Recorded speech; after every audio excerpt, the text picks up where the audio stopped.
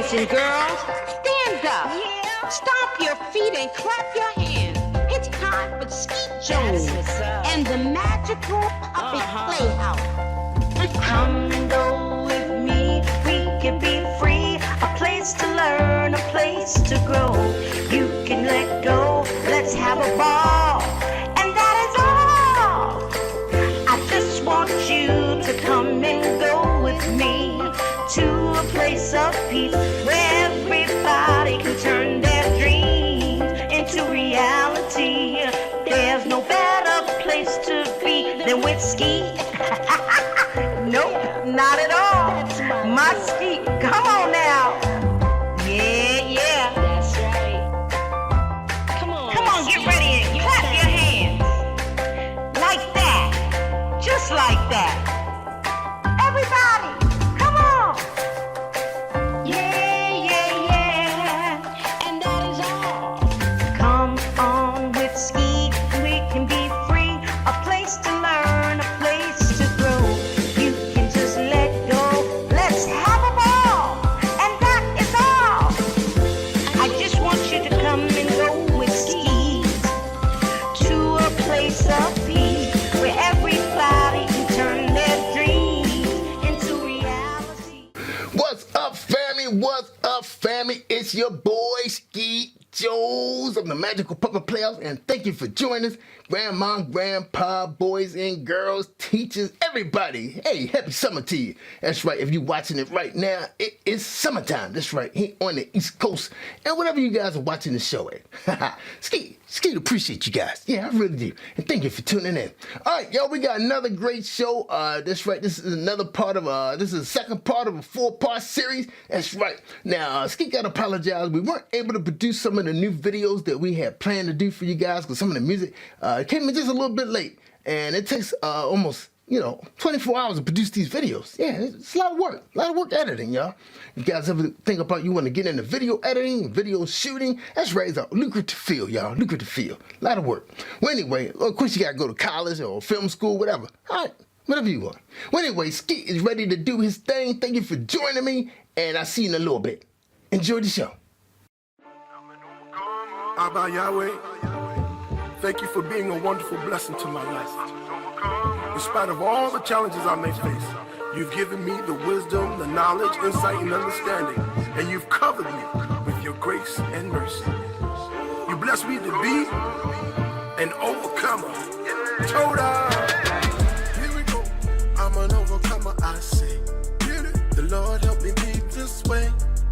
You see me through every day. I love your blessing. I'm an overcomer now, say. Yeah, the Lord help me be this way. I'm an overcomer. I'm an overcomer now. I'm an overcomer now. I'm an overcomer. You blessed me to feel this way, to make it throughout the day. Don't know where the blessings come from, but I know that they're on the way. I believe in your every word, the things that you have to say. I'ma focus on your will. I need you to help me. In these times when I can't see clear, I'm asking you to make a way. Please keep me and then restore me, because you have a better way. Rescue me. Forgive me, Lord, in all my wrongs. For where I was weak, you made me strong. I'm an overcomer, I say. The Lord help me be this way. You see me through every day. I love your blessing. I'm an overcomer now, say. Yeah, the Lord help me be this way. I'm an overcomer. I'm an overcomer now. I'm an overcomer now. I'm an overcomer. As I take the time to pray to you in my secret place, there are changes in my flow that are taking place. You give me power to press on in the morning, and I keep moving up with my eyes on the prize. And I'm praising you for all the things that you've done for me. You keep me sane in the time when there's anarchy. You kept me good in the times when you were mad at me. You took control, blessed my soul, and now I'm so happy. I wanna praise you now, Lord, for the things that you've done for me. You provided light in times I couldn't go any further. Get up and walk, you said. then I started walking. When I live within your word, I stay blessed and I'm so blessed. I'm an overcomer, I say. The Lord help me be this way. You see me through every day. I love your blessing. I'm an overcomer now, say. The Lord help me be this way. I'm an overcomer. I'm an overcomer now. I'm an overcomer, I say, because you made me this way. I'm an overcomer, I say, because you made me this way. I'm an overcomer, I say, because you made me this way. I'm an overcomer, I say, because you made me this way. I'm an overcomer, I say, because you made me this way. I'm an overcomer, I say, because you made me this way. I'm an overcomer, I say, because you made me this way. I'm an overcomer, I'm an overcomer.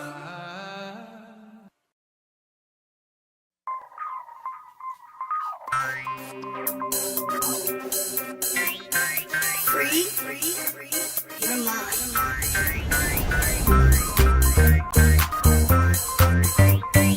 Free your mind.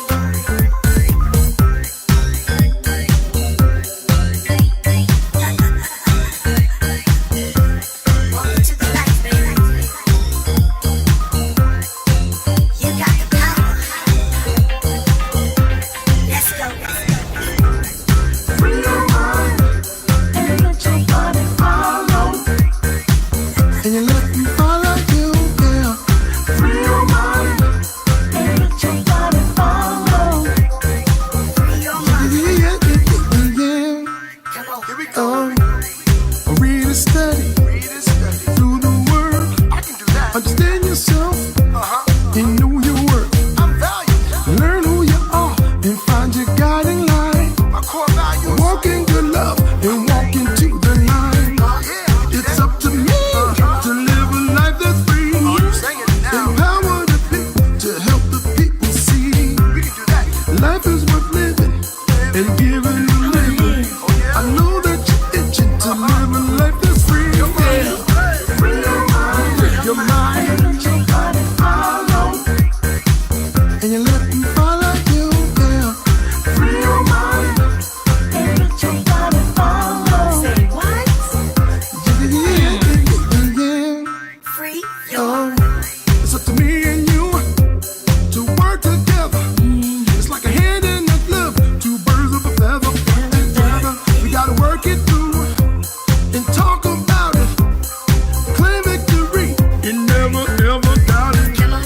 Be bold in our love and walk in the way of truth. Respecting the elders and support our youth. It's gonna get better, just you work and see. Let's train on our minds to make it free. Free your mind. Free your minds. And let me follow you, yeah. Free Free your mind. and let your body follow. We're in a place and time where we have to learn to love ourselves and one another. Self-respect and dignity in its part are the keys to success. We must learn to study and practice in order to create the life we desire. True winning is the only winning when we are willing to do the work. Sing. Free your mind. And let your body follow. Your mind. And you let me follow you, yeah. Free your mind. And let your body follow. Free your mind. And let your body follow. And you let me follow you, yeah. Get it, get it. Free your mind. And let your body follow. Let your body follow. Free your mind.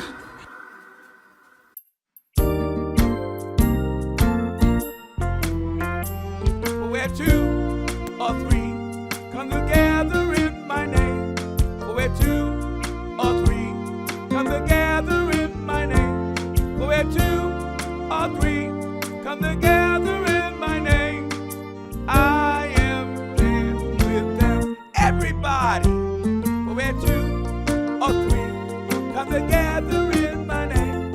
Where two or three come together in my name. Where two or three come together in my name. I am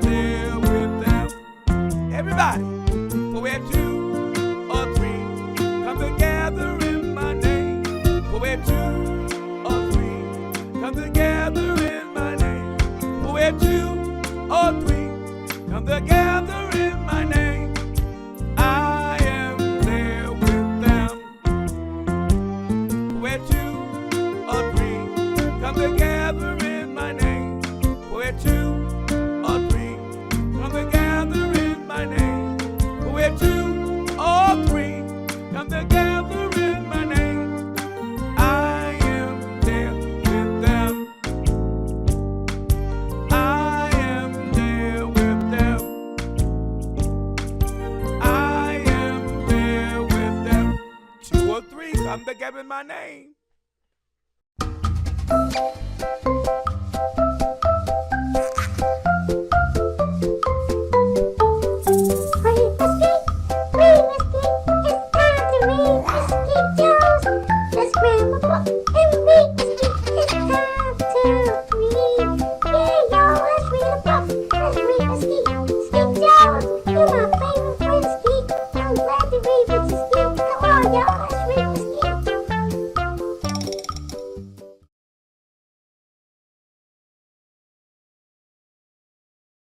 Hello, boys and girls. My name is Lady Wisdom, and I am here to read with Skeet this beautiful, beautiful children's book entitled I Decide by June Saunders Grayson, illustrated by Mac Kahn. So here we go with I Decide. My father's always saying, do the best you can. If you feel that you are giving up, pause, then try again. You ever feel that way? My mother's always saying, do what's in your heart. Trust your faith to give you guidance to finish what you start. Mother knows best. I listen to my parents, though I like the things I say. My parents always guide me, but it's me who steers my way. For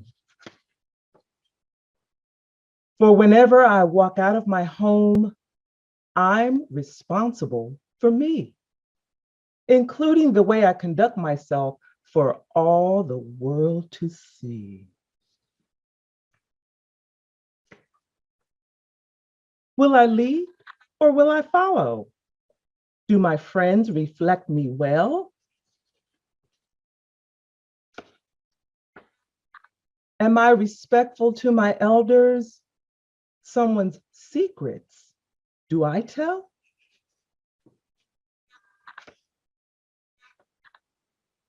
Do I care when others tease me? Do I let them bring me down? Do I raise my fist in anger, or do I calmly turn around? I'm in charge of all my actions, for the mirror doesn't hide. Every morning when I wake up, I can look at it with pride. And that is I Decide by June Saunders Grayson, illustrated by Mac Kahn. And we thank Miss Grayson for allowing us to share I Decide. And I Decide can be found on your favorite retail platforms. So I hope you enjoyed that. I know you enjoyed that. I enjoyed reading it to you. And as you continue to go throughout your day, to school and all of your activities and playing with your friends and your sisters and brothers, remember Miss June Saunders Grayson's I Decide. Until next time, this is Read with Skeet, and I am Lady Wisdom. Have a great rest of your day.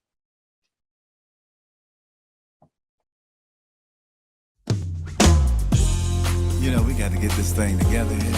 I know what you're talking We about. got to let them know that they got to give God the praise. Got to do that All they got to do is get up and get their praise on. right here. Praise the Lord, come to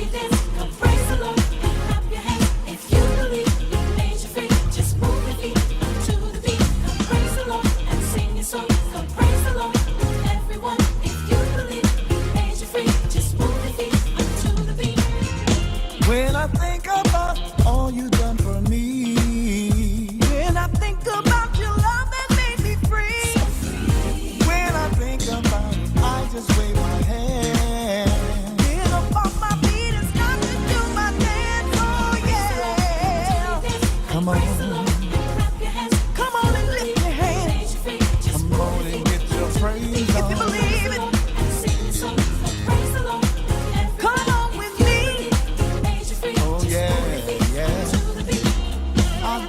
Tell the world you've been good to me. Got to tell the world about this crazy me. I've got to tell the world how you make me feel. God, this crazy me, and I just can't be still. Oh no. Come on. Come on and get your praise on. Do you dance? If you believe it, come on with me. Come on.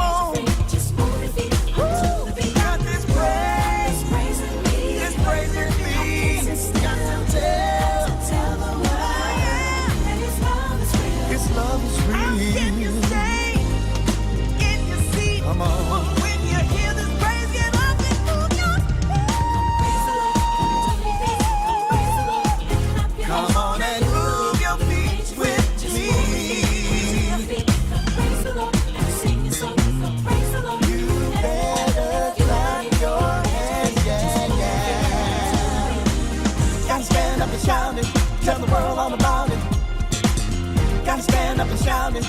Just how good he's been to me. Gotta stand up and shout it. Tell the world all about it. Gotta stand up and shout it. Just how good he's been to me. Clap your hands. Come on.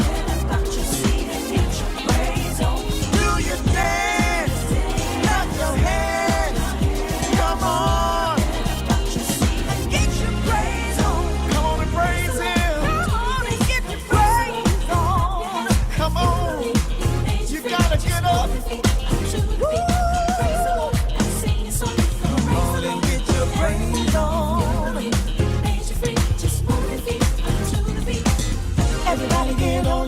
Just shout cause he made you free.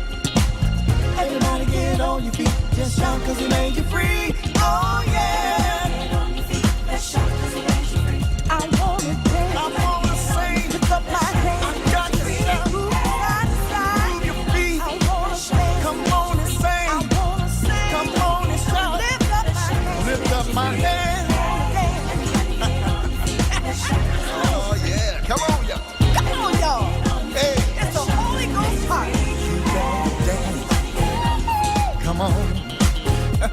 Come on, y'all. Get up.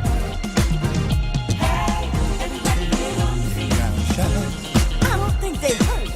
I don't think so. Somebody needs to be moving like this.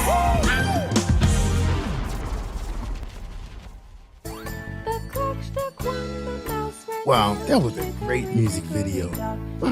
My producer Jerry Lewis did a great job on Hickory Dickory Dock. Man, I really loved that video. And PJ looked good. Let me see what else is on TV. Oh wow, look. That's my boy Derek Spears from Derek Books. Oh Derek, what you doing on my TV?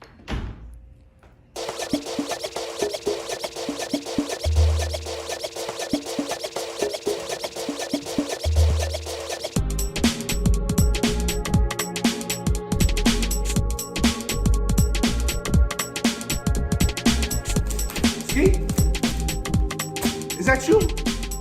Skeet, listen to me. You need to get down here right now to this bookstore. I've never seen anything like this. I mean, every book, everything in this store is written by this one person. Skeet, don't play with me. I'm so serious. Look, you got the books called The Bookworm. Movies, t-shirts. Skeet, you need to hurry up and get down here. I'm trying to get you in here before everybody else get here. You think I'm playing with you? Yeah, Derek, don't worry. Skeet gonna be down there. Me and the Magical Puppet Playhouse. Positive Nation Pop Band, we will be there to check out your bookstore at www.derekbooks.com. What's up, boys and girls? What's up, grandpa, grandma, and guardians? This is your boy, the host of the Skeet Jones and Magical Puppet Playhouse. I am Skeet Jones, and I'm here with some wonderful news. Skeet is here with some good news, y'all. That's right, we need some good news in this world. Skeet is now on Star Search. Right, you can get Skeet on all major networks. That's right, the Magical Puppet Playhouse on all major networks on Star Search. That ain't true. That ain't true. What did I tell you? Oh, my bad. Were you sleep through the meeting? Yeah. Well, anyway, I got some good news, y'all. The good news is Skeet is now featuring some nice young talent. Young talent. If you can sing or dance, please send in your reel to Skeet Jones. That's right. You can catch me at jerryvoicelive@gmail.com because Skeet don't check his own email. But if you want to, you can send it at Skeet Jones at skeetjones.tv. But better off sending it to jerryvoicelive@gmail.com because Skeet don't have his own computer. That's right. So anyway, featuring new talent, so send it in and you can be on my show. That's right. You can open Skeet show. That's right. So get that in and we're going to have a good time, y'all. So you need an example of what we need. Check out this feature right here. That's Gianni. That's right. She did a great job, y'all. All right, y'all. But look, I will see you Monday through Friday or Saturday on Skeet Jones and the Magical Puppet Playhouse. Take care, boys and girls, and see you soon. And get those videos in real soon. Don't forget to email me so we can get your permission from your parents. Amen. Bye-bye, y'all. Take care, y'all. Don't forget, it take a village of puppets to raise a child. And their parents, too. Bye-bye.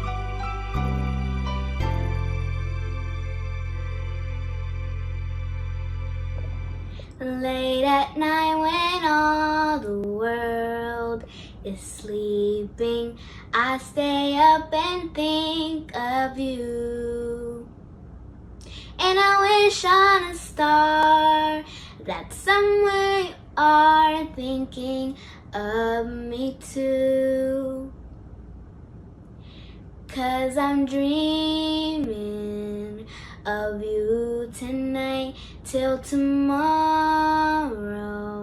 I'll be holding you tight, and there's nowhere in the world I'd rather be than here in my room, dreaming about you and me.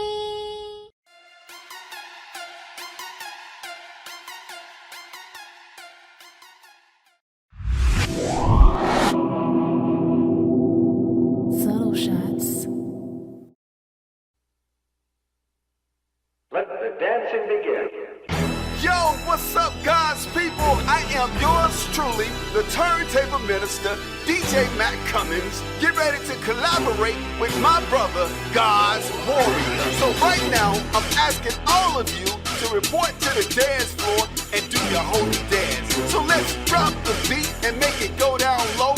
On your mark, get set, y'all ready, let's go! I don't do this for money or rap to be cool, but to glorify the Most High with this infallible truth. And I will represent him until he comes back on earth. I represent him like a man of Geo in concert. Not trying to make fans, but disciples and converts. Reaching the people who are lost, unsaved, and unchurched. Everywhere, from the birds to the hood, lifting up the name of Jesus, letting them know that it's good. So hit the floor, do your dance, yeah, you got another chance. Don't try to figure out my praise, cause you wouldn't understand. I owe the debt, but Jesus paid it. So I'ma hit the floor and dance for him like David. Y'all don't understand, God had a plan. No, I didn't deserve it, but I got a second chance. I'ma do my dance, I'ma do my dance. How you do that on the dance? How you do that on the dance? When the praises go up, the blessings come down. When that beat drop, bro, you know it's going down. I'ma do my dance, I'ma do my dance. How you do that on the dance? How you do that on the dance? My boy DJ Mac in the mix, he got the salt what was bumping. We on the move for Christ with no plans of stopping. Like Usain Bolt, this race I am running. We reppin' the rock and I don't mean Dwayne Johnson. Coming hard with the whole truck. Disrespect, that's the wrong move. He's the way, truth, and the life. You can live if you want to. For him, nothing I won't do. And all the trials that I've gone through, I learned to put my trust in him. Fail me is what he won't do. God, let your spirit hit this place till I fall on my face. By your word I am changed. There's no pain you can take, there's no chain you can break. No claim you was break, you never made a mistake. So we worshiping you, we marching on the field for you like a HBCU. God, you did me a huge favor. I'ma do my dance like a drum major. Y'all don't understand, God had a plan. No, I didn't deserve it, but I got a second chance. I'ma do my dance, I'ma do my dance. How you do that on the dance? How you do that on the dance? When the praises go up, the blessings come down. When that beat drop, bro, you know it's going down. I'ma do my dance, I'ma do my dance. How you do that on the dance? How you do that on the dance? Dancing.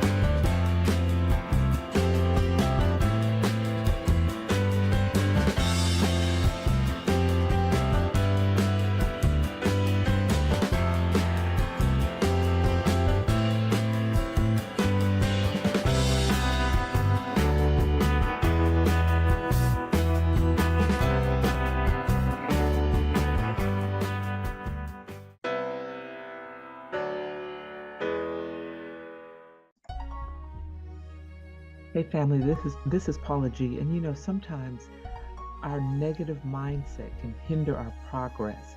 We have to unlock that negative mindset and create a new narrative in our minds so that we can move forward.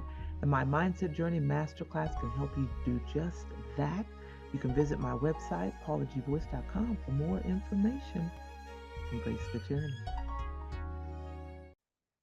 Greetings and welcome to my journey with Paula G, where we are juggling this journey called life while we're walking in the gifts and the talents that God has given us. Thank you so much for joining us. I am your host, Paula G, and I so appreciate you being with us. If this is your first time on the journey, welcome. Thank you so much for choosing us. We appreciate you being here. And if you are a returning listener or a viewer, excuse me, y'all. Thank you so much for being with us. We certainly appreciate you because, I tell you all each and every week, time is precious. It is the one thing that you cannot get back. So for you to think it not robbery to spend this time with us is truly, truly appreciated. We also want to thank those who are embracing the journey through their underwriting support, and that would be our underwriters. Without them, we would not have the means to provide this programming for you. So we really appreciate our underwriters, and we thank them so much for embracing us on the journey. And if you are interested in embracing us on the journey, and you have a business, product, or service that you'd like to gain exposure in front of an audience, reach out to us at jerryvoicelive@gmail.com or Paula at paulagvoice.com. Put underwriting opportunities in the subject line, and we will be sure to follow up with you as well. Also, I encourage you to like, share, subscribe across all social media platforms. I am Paula G Voice across all platforms. My website is paulagvoice.com, where you can go and find out a little bit more about Paula G, my radio history, television here, of course. I'm an author and some other things that you can take a look at. I'm so proud of this. That you can take a look at, when you are on this journey pursuing what it is that God has ordained you, or God has approved, if you will, for you to pursue. You've got to go full force. And if you don't support yourself and promote yourself and encourage yourself and share those gifts and talents with confidence, no one else will. And no one else will embrace you on your journey. So you've got to own what it is that God has gifted you with according to the talents He has given you. So I encourage each and every one of you to embrace the journey that God has set before you. All right. Well, today I want to talk with you all a bit about choices. And I think the last time that we were having this conversation, I mentioned that, maybe we need to do a part two. So here is your part two in regard to choices. And I want to go back to the scripture that we referenced in our previous episode. It was Genesis 3, verse 2, but I read a little bit further along than verse 2. The woman said to the serpent, "We may eat from the trees in the garden, but God did say," let me do that again. The woman said to the serpent, "We may eat from the trees in the garden, but God did say, you must not eat from the tree that is in the middle of the garden, and you must not touch it, or you will die." "You will not certainly die," the serpent said to the woman. "For God knows that when you eat from it, your eyes will be opened, and you will be like God, knowing good and evil." When the woman saw that the fruit of the tree was good for food and pleasing to the eye, and also desirable for gaining wisdom, she took some and ate it. And she also gave some to her husband who was with her, and he ate it. Then the eyes of both of them were opened, and they realized they were naked. So they sewed fig leaves together and made coverage for themselves. Then the man and his wife heard the sound of the Lord God as he was walking in the garden in the cool of the day, and they hid from the Lord God among the trees of the garden. But the Lord God called to the man, "Where are you?" He answered, "I heard you in the garden, and I was afraid because I was naked, so I hid." And he said, "Well, who told you that you were naked? Have you eaten from the tree that I commanded you not to eat from?" The man said, "Well, the woman you put here with me, she gave me some fruit from the tree, and I ate it." Now, that whole, "well, she gave it to me and I ate it" thing, that might be a conversation for another day, because he's just throwing his woman under the bus. Anyway, That is not our focus today. We're going to stay focused on choices. So we can see here in this scripture that because of the choices that Eve and Adam made, there were consequences to those choices. And in the previous episode, I mentioned to you all that when I was counseling students and in the education system, and I would have students that would be brought or sent or come to my office because of something either they had done or it was suspected they were about to do. And I used to tell my students all the time, when you make a choice, when you make a decision, you automatically inherit the consequence of that choice or the decision, be it a positive consequence or a negative consequence. So let's say, for example, I would have a student that had a history of skipping class.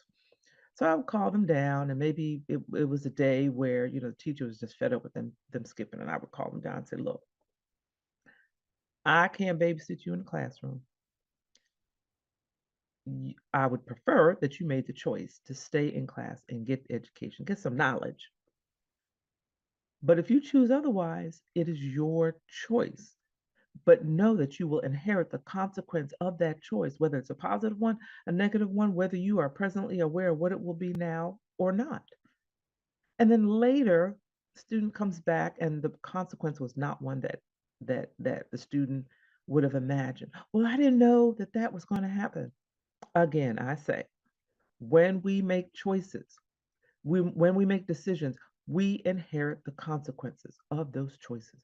We inherit the consequences of those decisions. So we have to be very thoughtful about the choices that we make in our lives. The choices that Eve and Adam made changed the trajectory of mankind.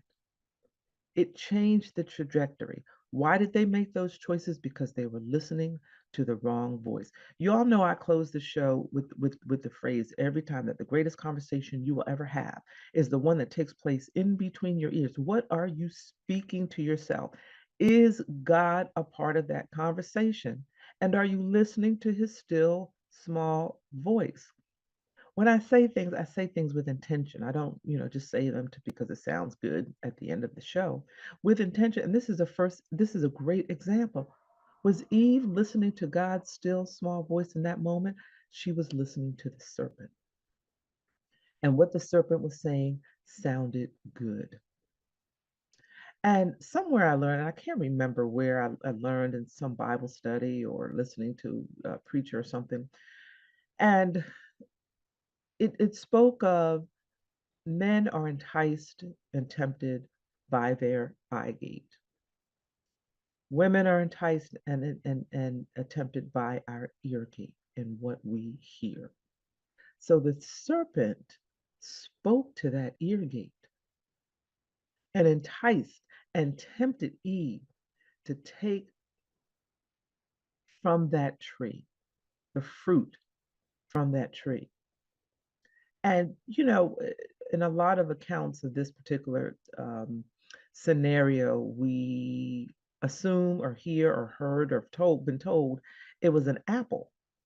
I don't know if it was an apple or not because the word, did I say apple in there? I don't think I said apple. I think I said fruit. And every translation that I have read, I haven't read them all, of course, speaks to fruit. So we don't know what the fruit was. All we know is that Eve listened to the serpent, listened to the voice of the serpent, made a choice, and inherited the consequence of that choice. And at the time, she didn't know what the consequence was. So it was an unknown consequence, which in turn changed the trajectory of not only her life, Adam's life, Adam's life, but the generations to follow. And that is something that we need to be mindful of as well. The choices that we make in our lives could change the trajectory of the generations to follow us. And you think about that if you've had that experience or if you can relate to that or apply that in your life, maybe the choices that a relative made, how it has changed the trajectory of your life or the lives of other family members, or a choice that you've made that changed not only the trajectory of your life, but the lives of those around you. So we really must be mindful of the choices we make, the decisions we make, and think through those choices and think through those decisions and how they will affect the next generation to come. We're going to take a break. And when we come back on the flip side of the break, I want to talk a little bit more about choices and how it changes the trajectory of not only our lives, but the lives of others, and what that could mean for us moving forward in our future. So this is My Journey with Paula G. I am your host, Paula G. If you're just joining us, thank you so much for joining us. We're talking about choices. We're going to take a break and we'll be back in a moment. Hello there. This is Kevin Wayne Johnson. I am the Chief Executive of the Johnson Leadership Group, based in Clarksville, Maryland, and the author of this series of books titled Leadership with a Servant's Heart. We want you to know better, do better, and lead better. In this world, our leaders are not delivering what the employees are looking for. And great leaders are those men and women who are able to align their subject matter expertise with their heart, being compassionate and being empathetic, and also valuing, caring, respecting, and honoring those that we are responsible for in terms of development and coaching and mentoring. So Leadership with a Servant's Heart will help you to get there. Get your copy today everywhere that books are sold. Kevin Wayne Johnson. See you soon.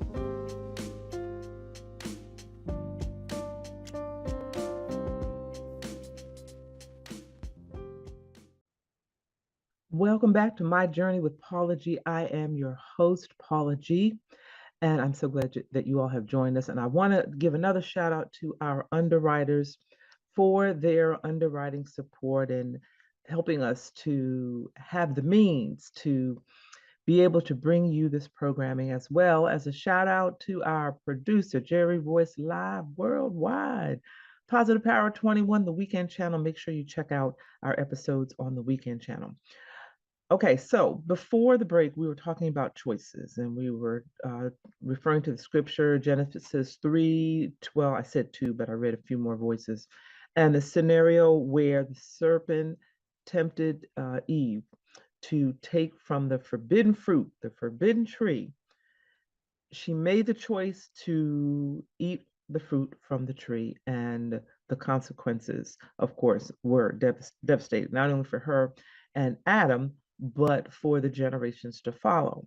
And we were talking a bit about choices and how the choices that we make, we inherit the consequences, positive, negative, known or unknown choices, and how they can affect the rest of our lives. Not always, but they can affect the rest of our lives and affect the lives of those that are near and dear to us. They can change the trajectory of not only our future, but the future of our family, future of our family members. And there were years ago, I worked for years with young people, and I still mentor some today, although they're now adults. They were teenagers when I first started mentoring them, and now they are adults. Some of them are married with their own children. So, it's so interesting. I started out with them, in high school. They were 13, 14 years old, and, making sure they go to class and they do their homework and their grades, and, helping them with their academic issues, their social, emotional issues. And now I'm getting invited to weddings and baptisms and baby showers, and they're now adults, and it's so surreal, but it is so rewarding, to still have a lot of these students in my life. But I digress. I want to share with you a story in regard to a student that I had some years ago. And I was working in an at-risk program, and this was one of my students in the at-risk program. Smart, bright young man, had a future if he had stayed on the right path, because this particular at-risk program, those students were there who had dropped out of high school and were back pursuing their education. Very smart, very smart, very smart. But he was involved in some gang activity. And we would have conversations in the class. I would have conversations with the entire class, and a lot of times I'd have conversations with individuals. And I always had this conversation about the choices that you make. You inherit the consequences, positive or negative, known or unknown. I would say that to them all the time, and it would be, oh, Miss Ferguson, you tripping. It's all right. I'm cool. I'm cool. There ain't nothing gonna happen to me. It's all good. I'm Superman. I'm invincible. And sometimes I would just say, I know you feel that way, but again, the choices that we make, we inherit the consequences of those choices, be they positive consequences or negative, known or unknown. Be careful who you keep company with. Be careful who you hang out with. This, it could change the rest of your life. And day after day, when he would come to class, I would encourage him as well as the other students, to stay focused on what you're here for, to get your education. Your education can open the doors for so many experiences in life that you may not otherwise have the opportunity to engage in or have. So you got to stay focused, and you got to stay focused on your education. And he was doing well, math, his science, all of the classes, math, science, social studies, all of them. He would do well when he would come to class. Sometimes he wouldn't come to class. I wouldn't see him, for a week or two. And then he would come to class. But then when he would come to class, he would just catch up so quickly. And that's how smart this young man was. And there was a period of time where he was coming to class. Sometimes he'd come late. And then I didn't see him for maybe 2 weeks or so.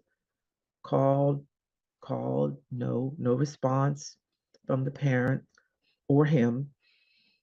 And then finally, after a couple of weeks, got a phone call from mom,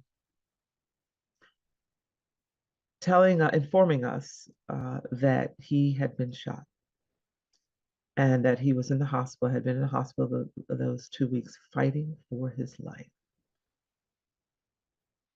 Y'all, I'm gonna tell you, when I heard that, my heart I almost couldn't breathe.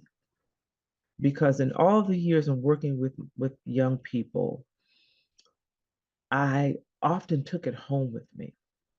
I often took them home in heart and spirit, because they almost became like my children. Even though I was their counselor or the instructor, a lot of times they would call me Mama Ferg. I had all kinds of nicknames for me, but Mama Ferg. So I almost felt like I was an extension of a parent for them. So she said that's why I hadn't called, because I've been by his side. He's been in ICU and he's fighting for his life. We don't know if he's going to make it. And we just started from then on, we just started praying and praying and praying and praying, because everyone in that office were firm believers in our Lord and Savior Jesus Christ, and were firm believers in prayer, and we prayed every day. And I went, I shared it with the rest of the class, and you could hear a pin drop. And I said to them, not in a chastising way. Actually, I think I wrote it on the board that day. I just wrote it on the board, because I would have a journal question at the beginning of class. So I just wrote that on the board, and I just asked them just to write. Didn't really have a question. The choices we make, we inherit the consequences of the choices, be they positive or negative. About 2 months later, he returns to class. And he came after class. His mom brought him after class. We had set up a meeting for him to return to class, because we had to implement some things. And he comes through the door. He was about that big. He wasn't that big of a young man anyway, but he was about that big.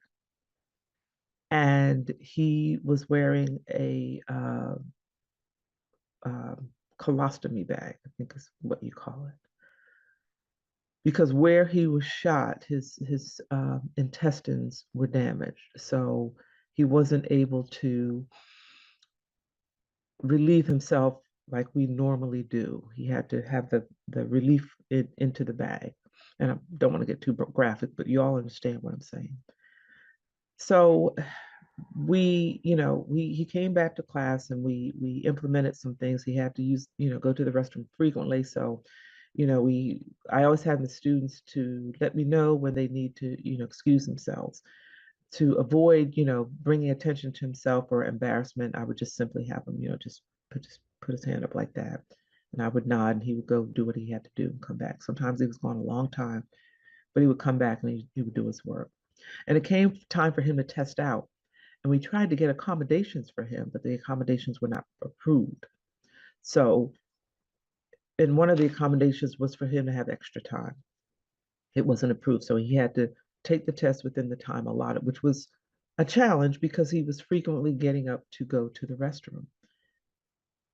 So I was with him pretty much the whole time that he was testing, just to make sure that he was okay and if he needed anything.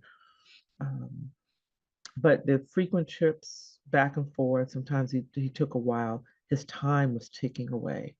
He was smart and he could get the test done if he had gotten the extended time. But because of the frequent trips that he had to make, he wound up testing a couple times before he actually passed. But I just remember him sitting there and saying to me, he was looking at the screen, he was looking at his test.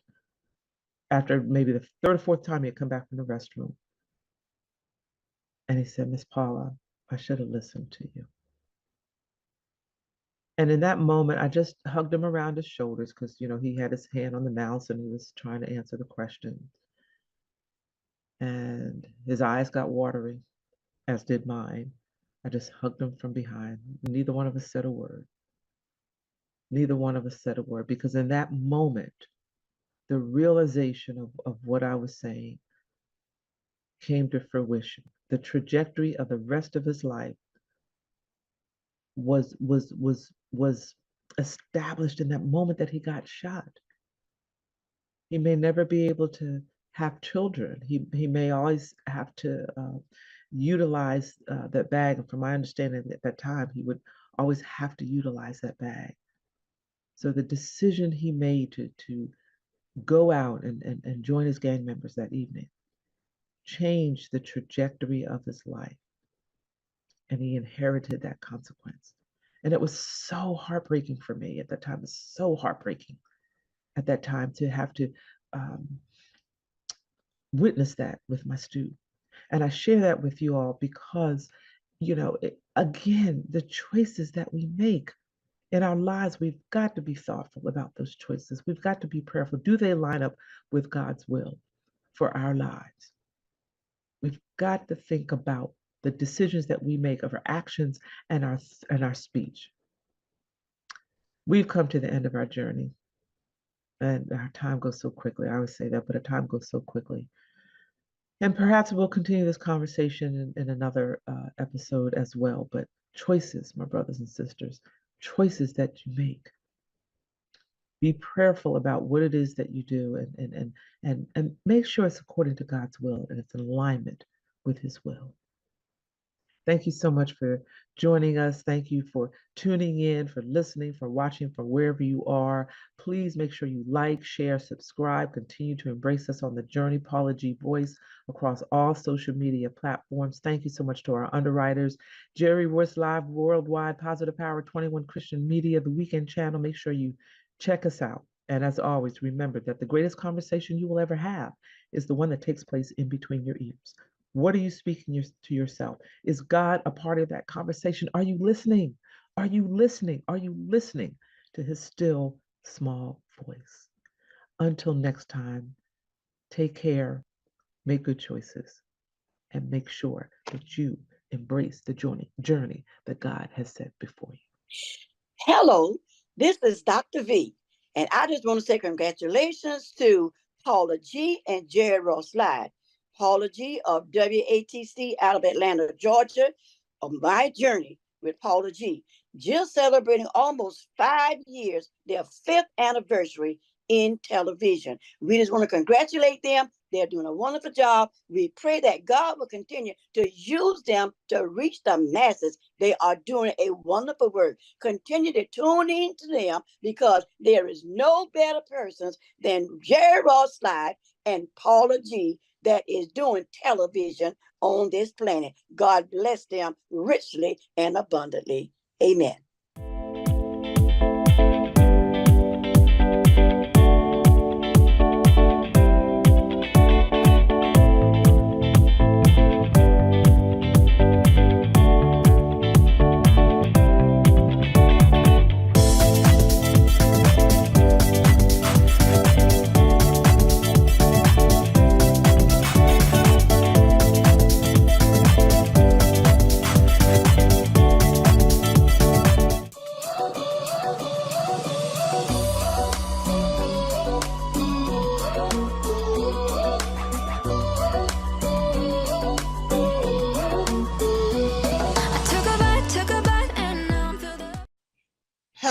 Hello, hello. I am Coach Crystal Henry. I'm a success coach who is made to lead millions. I'm a 5-time Amazon best-selling author, an anthologist, and a speaker, media host featured on over 14 magazines, billboards, and media sites. Did you know that I was muzzled in ministry, but I have taken the choice to no longer remain silent? I have overcome being oppressed and suppressed in corporate America, and it's my business to coach you from your what if to your what is. So you are experiencing the Crystal Henry Show, and I want to welcome you in to my space and into this place. I have a word, a message for you today, and it's called predicament. Some of us have been in some predicaments that we don't know how to get out of. So that's what I'm going to be talking to you about. I'm a Christian, so I'm going to be coming from the Word of God. I'll be reading from the New King James Version or the Amplified Version. But whichever way, you will be crystal clear. You will have an understanding and you will be excited and blessed. It'll be something that you can use in your day-to-day life or something that you can use to help somebody else. So again, welcome. I need you to get back, get your pen, your paper, get your word, and go with me to 1 Kings chapter 3. I'm going to talk about a special story that pertains to 2 women that were having an issue. Have you ever had an issue with your friend, your roommate? Have you ever had an issue that was so intense that you needed counsel, that you needed somebody to give you some wisdom and some help? Well, help is here. Take this story out of the Bible and use it to make a difference, a change, a transformation in your life. So again, we're coming from 1 Kings chapter 3, and I'm going to read a portion of it. You'll get the gist. It'll be okay.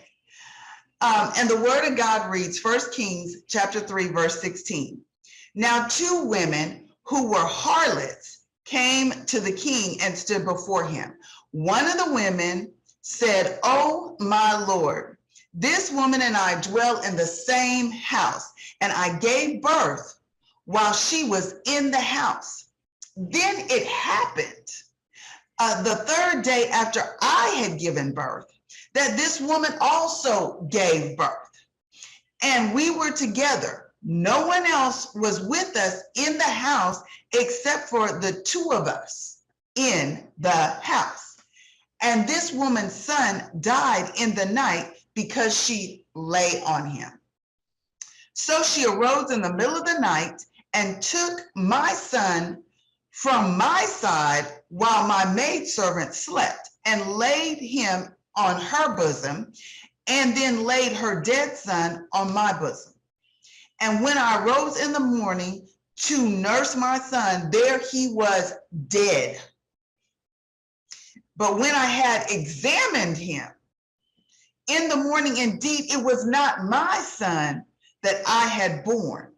Then the other woman said, "No, but the living son is my son, and the dead son is your son." And the first woman said, "No, but the dead one is your son, and the living one is my son." And thus they spoke before the king. So I'm going to stop right there. That was verse 16 through 22. So have you ever been in such a predicament that was a life and death matter? And some of our circumstances really feel like life and death matters, but they're not. But I love this example. 2 women arguing over their sons, days old. They were arguing. They were women that were not what we call the best, the cream of the crop, the smartest, the most talented. They didn't have husbands, but they came together. Back in this day, in the Bible times, a harlot was a woman of the night, was a woman on the corner.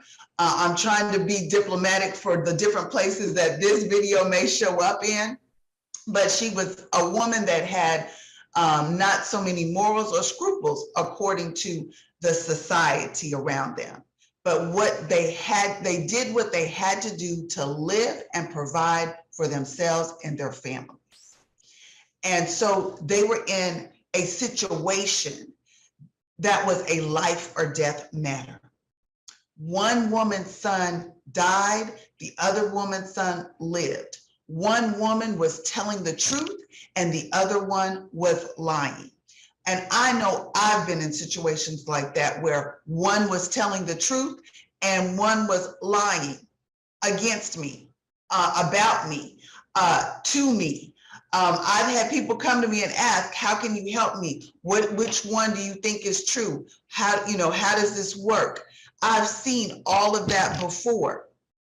But in this situation, they had to find counsel. They had to find someone that could help them right this wrong, that could help them through this situation. And so what they did was they went to the king. Now, there's a scripture in the Bible from Proverbs 11 and 14, and that one says, where no counsel is, the people fall. But in the multitude of counsel, there is safety. So that means that if you can't work something out between you and the other person, you need to find somebody that will be that mediator. So what they did was they went to the king. And back then, the king was also a judge. And the king would also be the one that had a lot of wisdom, that had people around him with wisdom. And so the scripture in Proverbs 11 and 14 really helps us, really shows us that you need wisdom. You need somebody else that can help you out of your life and death situation or help you out of your predicament.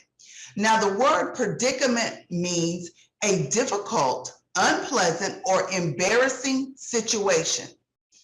How about this situation, two women of the night, two women that were fighting over their sons. This was embarrassing, this was unpleasant, and this was difficult.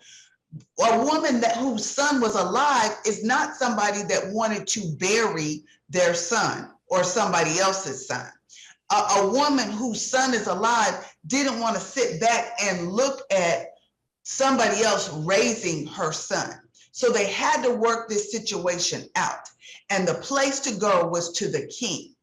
And so what they did, verse 23 says, and the king said, the one that says, this is my son who lives, and the son, and your son is dead, and the one that spoke that says, no, but your son is dead, and the other one is living. He was like, okay, y'all are telling me, each one is telling me the same story about the other one, so how do I choose? This is what the king did that was crazy, that was out of nowhere.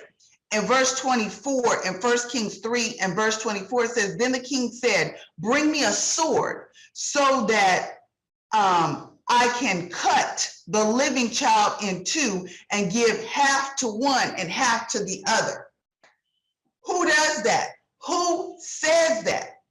They were in a predicament already. A predicament is what? Something difficult, unpleasant, and embarrassing, a dilemma, a hardship, something that was in a clutch situation, something that caused a plight, like you're ready to run, you're ready to like, wait, I thought I was coming to somebody with wisdom, and they're saying, cut my son in half.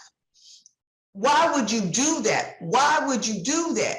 And so as a leader, I'm talking to the leader, I'm talking to the ones that will help somebody out of a predicament. See, I'm talking from, I've been in a predicament before, but I'm also talking from the point of view as a leader that says, hey, let's get a quick decision.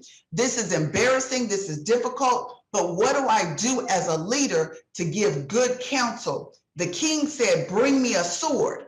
The king said, get that sword, cut the baby in half and give half to one and half to the other. That's going to solve this situation. But let's take a deeper look at that. So the king took a drastic measure against a predicament, something that's embarrassing, something that's hard, something that's difficult. And he took a drastic measure. That was something radical, extreme, strong measure to bring about a clear answer. How is he going to get a clear answer from cutting a baby in half? Don't go away. Don't change the channel. Don't turn from here. Lean in and write this down. As a leader, you got to come to a conclusion. As a leader, you got to consider all the evidence that's before you. As a leader, you got to bring about a resolution. You got to resolve the problem, resolve the issue, right? So a leader is one that makes decisions. A leader is one that weighs and considers the evidence, considers the options. What will come from this, out of this? A leader will judge quickly, but not too quickly where he gets the wrong answer. A leader uses discernment. Discernment. Let's get into this next part of this scripture because I want you to understand how this king discerned who was the rightful mother of the living child and the rightful mother of the child that was deceased. Okay, you ready? Let's keep going. We are still in 1 Kings chapter 3, but we are in verse 26, and it reads, "Then the woman whose son was living spoke to the king, for she yearned with compassion for her son, and she said, 'My Lord, give her the living child, and by no means kill him. Don't kill him.' But the other said, 'Let him be neither mine nor yours, but divide him.'" That's discernment.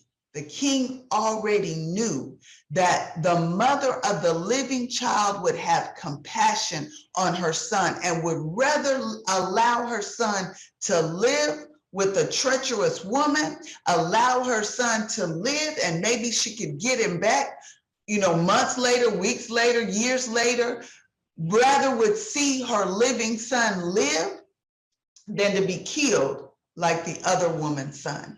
That king made a drastic decision, made an extreme decision, made an emotional decision that would make the two mothers emotionally express their love, express what was really in them.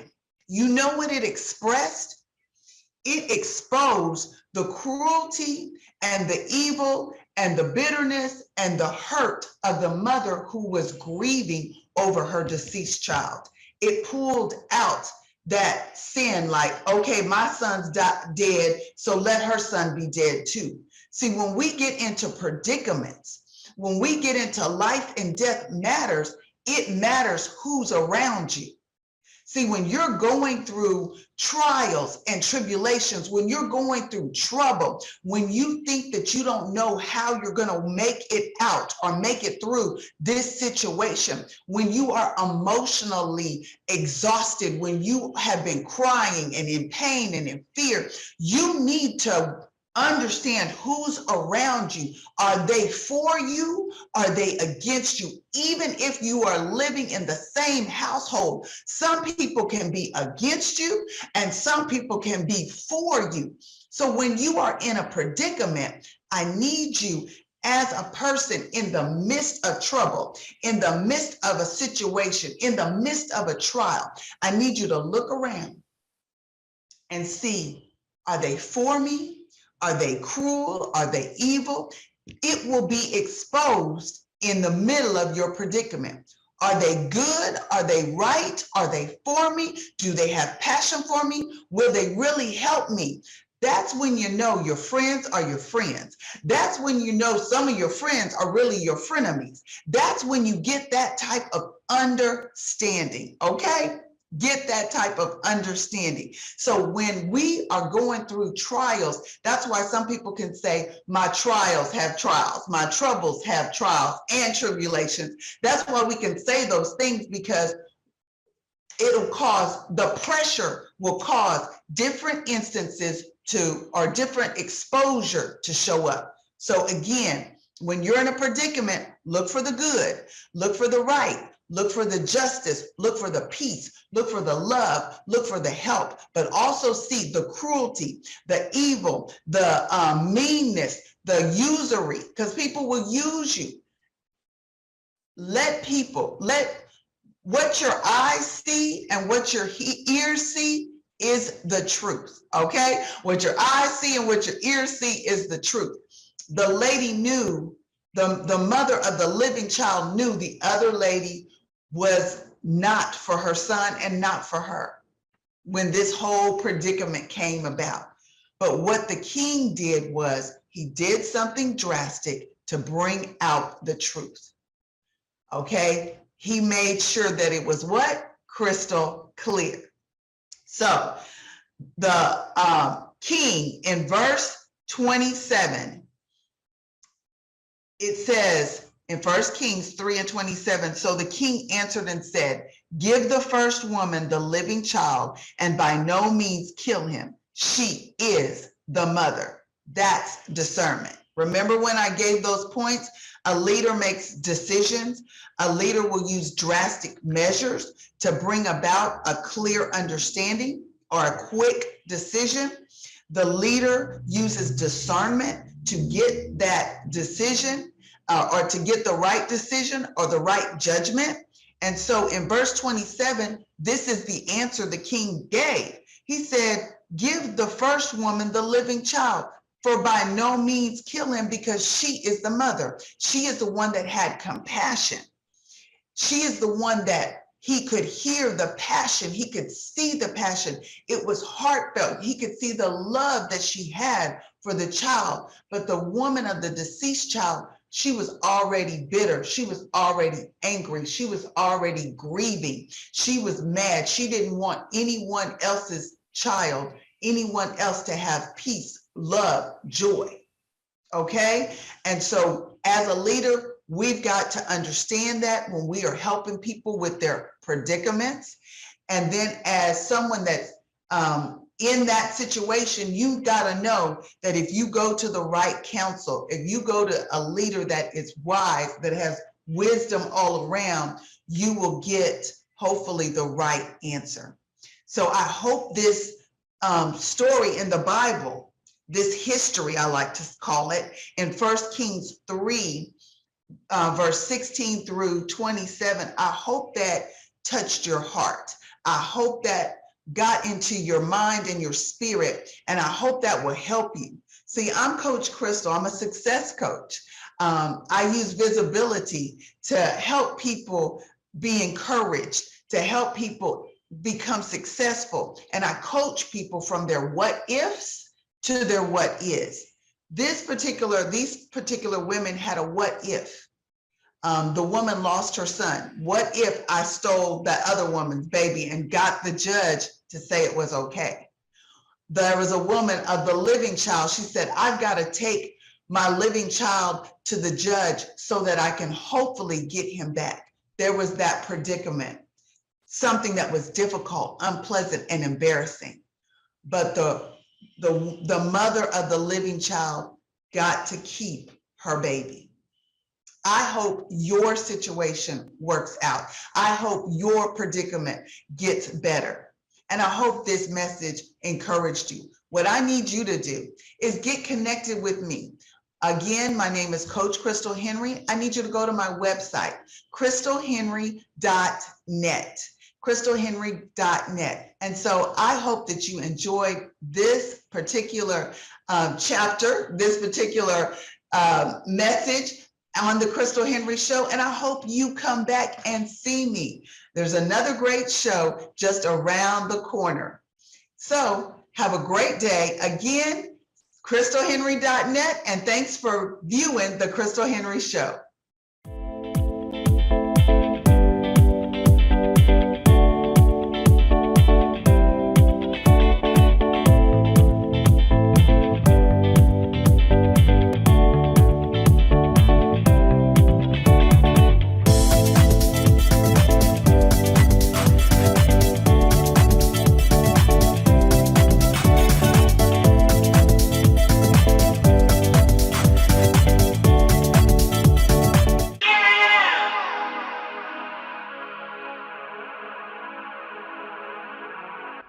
Stories help us to understand the world around us. They allow us to laugh. They allow us to cry. They give us the ability to feel and provide us with an outlet to heal. Join me as I get to know some of the amazing people behind the stories that we read in order to truly discover the story that has been hidden within each of us. My name is Bree Smith, and this is the Author Push Talk Show.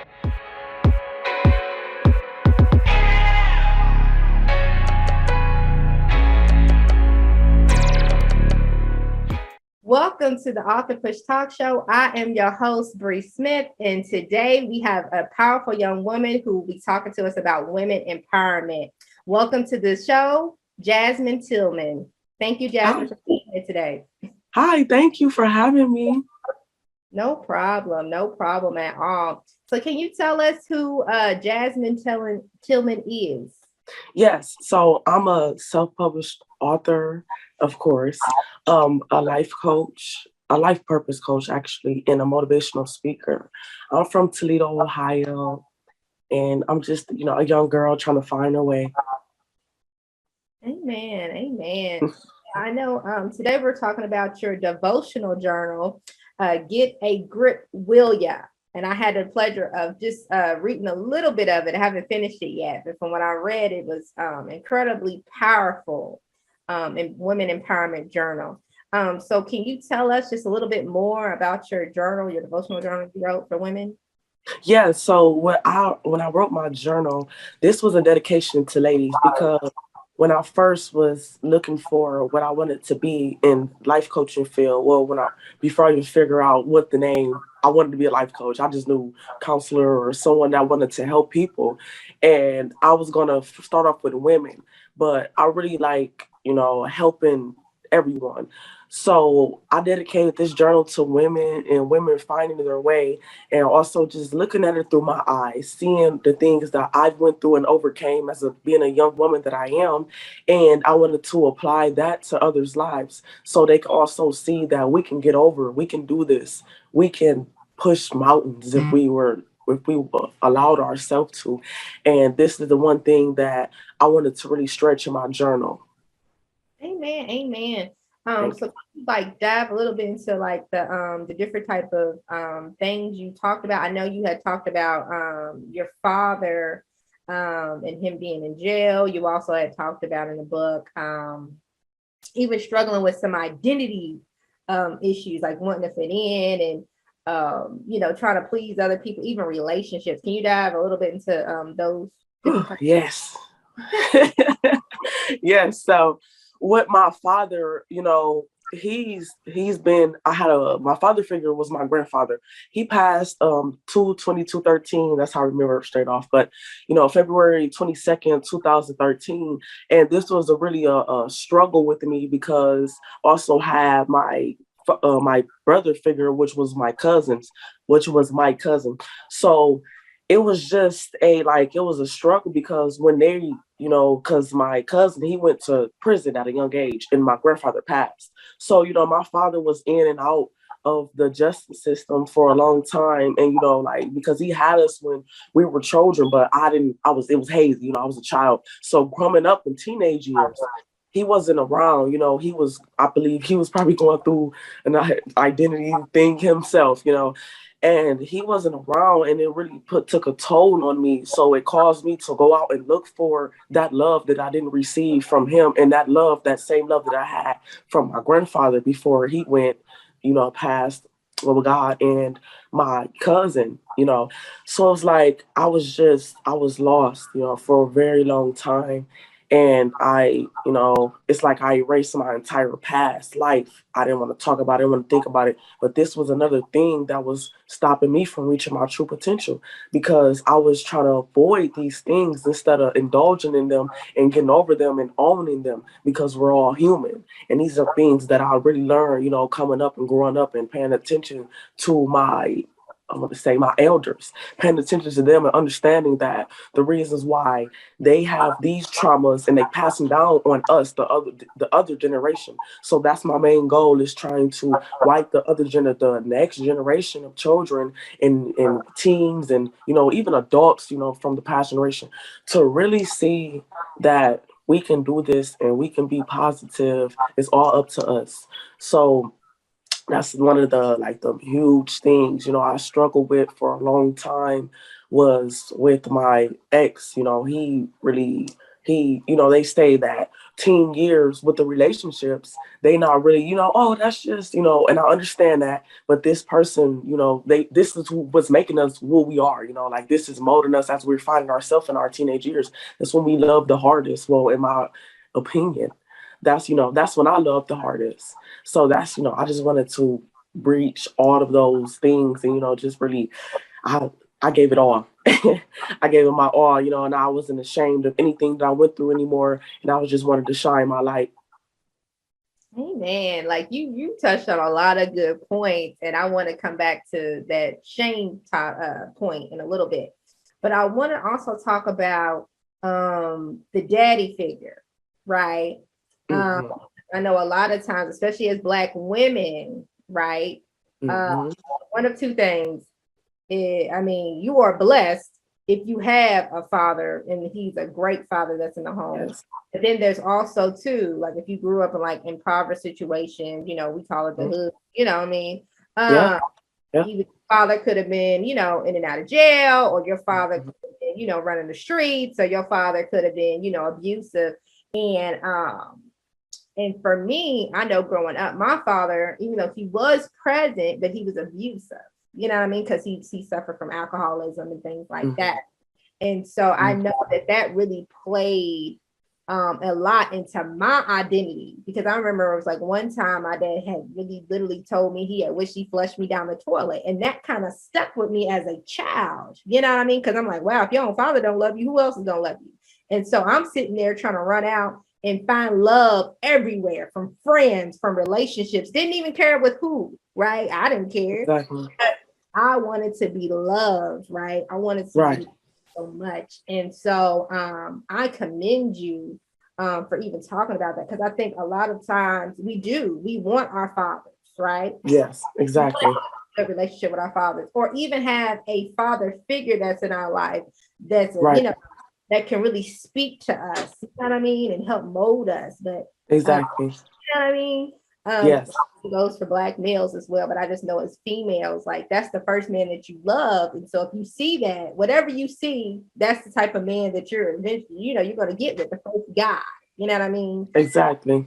I've been in relationships with people and they were abusive. You know what I mean?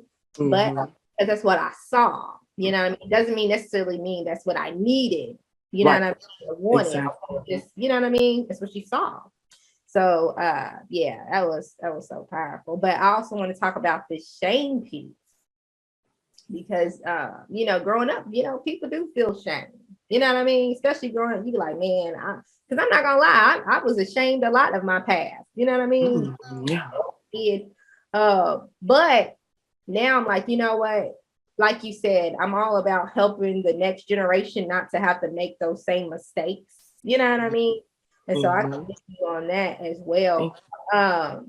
What advice can you give, even like women and young women who are going through, what we just talked about, like either relationship issues with their fathers, or even they're in bad relationships currently. You know what I mean? Because they feel like, hey, this is it. I want love so bad. You know what I mean?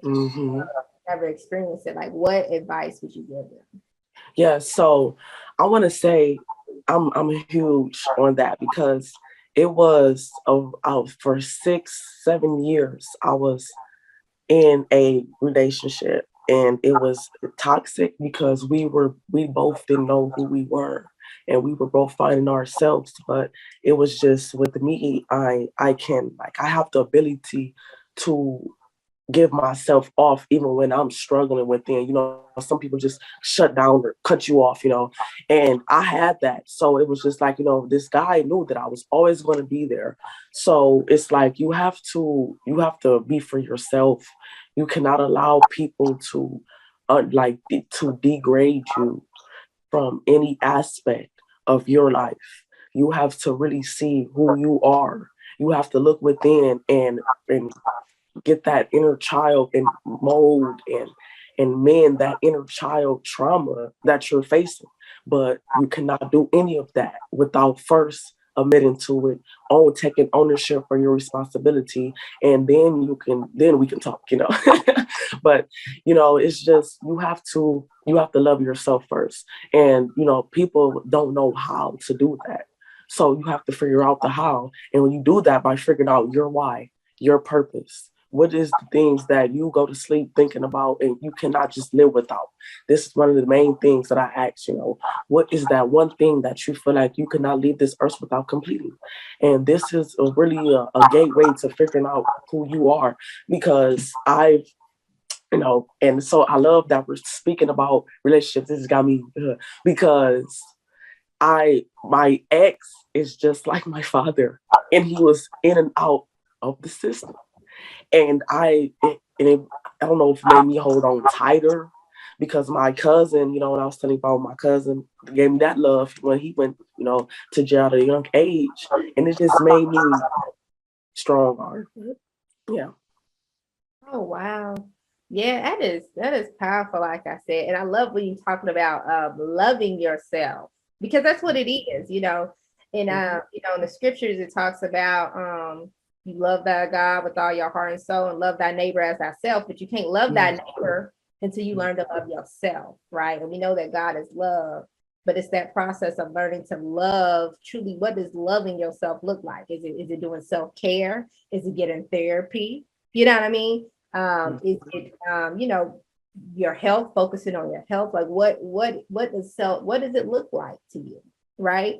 Because it can come in forms, and I think it's okay too as people, because I think sometimes we think like God created us all to be people of connection. And sometimes us as people, we get scared to be connected, but it's okay to need people. You know what I mean? I just think we have to be conscious and cognizant of the people that we allow into our circles, into our personal space. You know what I mean? It's all about boundaries too, just setting boundaries for ourselves. Is there any advice or tips that you could give women or anything like that about setting boundaries for themselves to ensure, it's like guarding your heart, protecting yourself, so that, if you get in these situations, I don't care if it's, if it's with your father, you know what I mean? Because you might have to have a boundary with him, or, if it's somebody you're dating, or, any type of relationship, friend relationship. Are there any boundaries that you've set for yourself? Absolutely. And this is huge, because yesterday it was my cousin's birthday, and I went over, to the house. They haven't seen me in months, because first things is first. I'm protecting my energy. I was not the person that wanted to, kick it anymore, and, just get loose and things like that. I was really, it was time to start getting on my business, and really, like I said, finding who I am, mending that inner child. So the thing that I did was I cut the people off that I found that didn't need to get any, any more of my energy. And, people say, oh, you want to be all alone, you isolate yourself. No, right now I'm discovering myself and who I am, who I want to be, who I need to be, and who I can help others continue to thrive in their true potential and succeed in their goals. And after that, once that I get in that room surrounded by a bunch of like-minded individuals, I'm going to be holy. I'm not going to feel less confident in myself. And I want to know, what did you do to get here? How can I get this successful? And we could uplift each other. Yes, I love that. I love that. You just said a whole word. I love it. I love it. No, for real, because, like I said, you can have boundaries, or like I said, you can cut people completely out of your life, and it is okay, right? Yes. I think a lot of times, sometimes we get scared because you're like, oh man, that's my homie. We've been down for, since, we was kids, or man, that's my family. You know what I mean? Like, how do you just cut off family? But if they're dragging you down, why have them in your life? You know what I mean? You don't want, like, God gave you one life. You can't redo it. You know what I mean? Mm-hmm. You got to protect yourself at all costs. You know what I mean? And so, yeah, I commend you for that. I truly do. I truly, truly do. Thank you. And then too, I love how you talked about being in new environments. You know what I mean? Because a lot of times too, that's our problem. I think we get so scared to take a risk. You know, and life's about risk. Like you got to be willing to go out there and discover new things about yourself. You can't keep doing the same old, and thinking that you're gonna get a different result, because it's not gonna happen. You gotta constantly growing, you gotta constantly be evolving. And so I find that to be very powerful. So thank you for that. You're welcome. So how did you accept your father back into your life after you got used to your grandfather being there for you? Oh, yes. So it was like, it's like I'm just a, oh, come here, you know, type of person. Like I'm okay, you know, you did this and you're human. We can get over that. So it was just like, but it was still things that I was dealing with that, you know, because my other brothers, they weren't around. I have about 4 or 5 brothers. And, you know, I let them know how I felt instead of me holding it in. I'm an introvert. So it's like, you know, I'm just okay, like, okay, you can, you know, but I let them know, I let him know, you know, them, like every man in my life, I let them know the things that, you know, I was facing as a child, you know, coming up and alone, and I, you know, going through this toxic relationship for so long and putting up with it because I would crave that love so deeply and dearly. And, you know, once we really got in tune with each other, and because you know, he's always been I'm gonna say listener. He's a great listener. You know, my father is a great listener. He's always happy for me. If I get news right now, he's gonna be the first person I call and tell. So it's like, you know, we just kind of you know, I don't know if more Black families are doing it, but you know, we don't really talk about our problems. We just like, oh, hand me the remote or something, you know, like after an argument or something, like and it's like, okay, I know she's not mad at me no more, she's talking to me. So yeah, it's kind of like that. Hey man, I love that. You know, and that's and I love that because that's what I wish me and my father had. I mean, me and my father have a better relationship now. Of course, we're in place because you know we have to both protect ourselves. But I love that you're able to still be able to talk to him and converse even after all these years. You know what I mean? Like that's true forgiveness. You know what I mean? To truly be able to do that and not hold all that in and be like, you know what you did to me when I was a kid, you wasn't even there. You know what I mean? Like you just like, hey, you know, the past is the past and I'm gonna move forward in my life. So I commend you for that. Thank you. Yeah. No problem. No problem. So how long have you been writing? Is this something that you started or have you did this since you were a kid? Since a child, I've been writing. I love writing. And since my mother always tells me a little story about when I was a kid and I was in school, I don't want to say it wrong, but I think about kindergarten or one of those grades, one of those young grades. And the teacher told us to write a sentence, I wrote a paragraph. And I kind of remember that. And she was amazed because I can barely spell. I mean, that's powerful though. I feel like a lot of us, when it comes to our passions, like if we really look back in our childhood, we can kind of see where the Lord was leading us all along. You know what I mean? Yes. Because I was a big writer. I love to write, and I felt like that was the best way to express myself, especially as a kid. I didn't know how to else. I felt like I didn't have a voice, and so writing just really became my outlet. Yes. I commend you for that. I truly do. Thank you. So is there anybody you want to shout out or any contributors you want to shout out from your writing your book? Sure, yes. Oh, yes. I want to shout out C. Renee.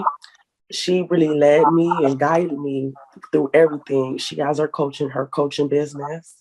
Also want to shout out my editor. She is so amazing. Zambia Geiger. She is so great. And, you know, and I want to shout out my fans and my community for supporting me like no other. And I love it. I'm getting tongue tied because it makes me so emotional every day how much support, that because I deleted my old Facebook and made a whole entirely new Facebook with a lot of individuals that think like me, and it's always positivity on my timeline.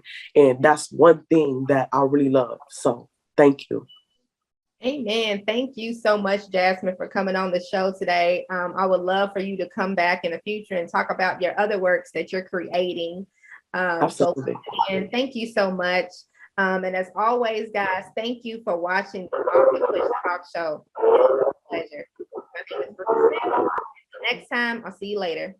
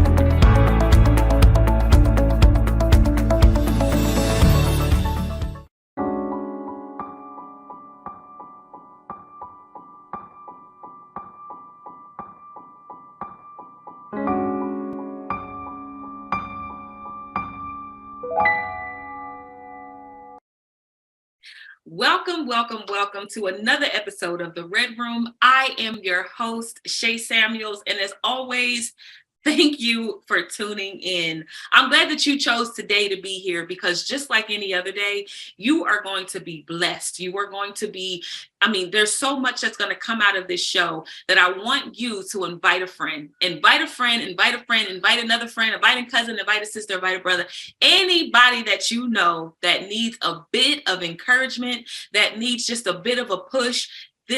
Today's show is going to be exactly what you need.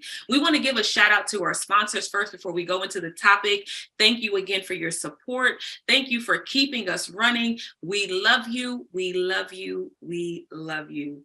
Listen, we're going to go ahead and get into this topic. Get paper and pen if you don't have it. Take the notes and remember to stay to the end. Why? Because that is where your nuggets are going to be.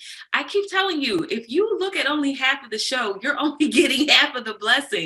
So if you don't stay to the end, you don't have anything else to even just say that you were here. You need something to say, I was here.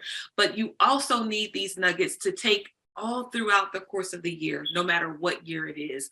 So we're going to go ahead and get into this topic. Today, I want to encourage you to think big. I want to encourage you to think big. How important is it for you to think big, even in this season? You know, Ecclesiastes 3 reminds us in scripture that to everything there's a season. There's a time to be born. There's a time to die.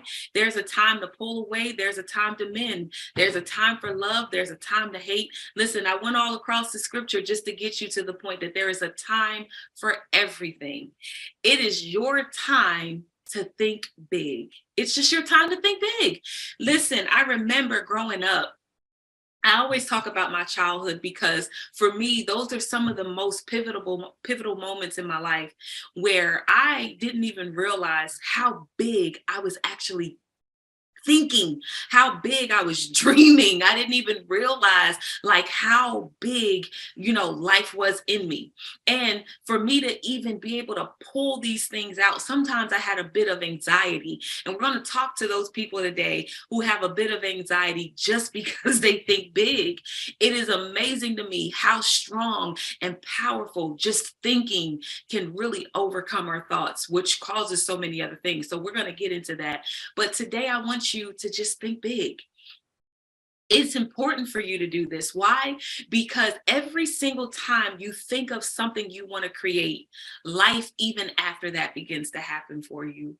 As a person who is an entrepreneur, a musician, a motivational speaker, life coach, all of the things above, I would have never thought that these things can happen for me. But just because I thought big, I would not be sitting here in front of you today. That is the power of just thinking big enough.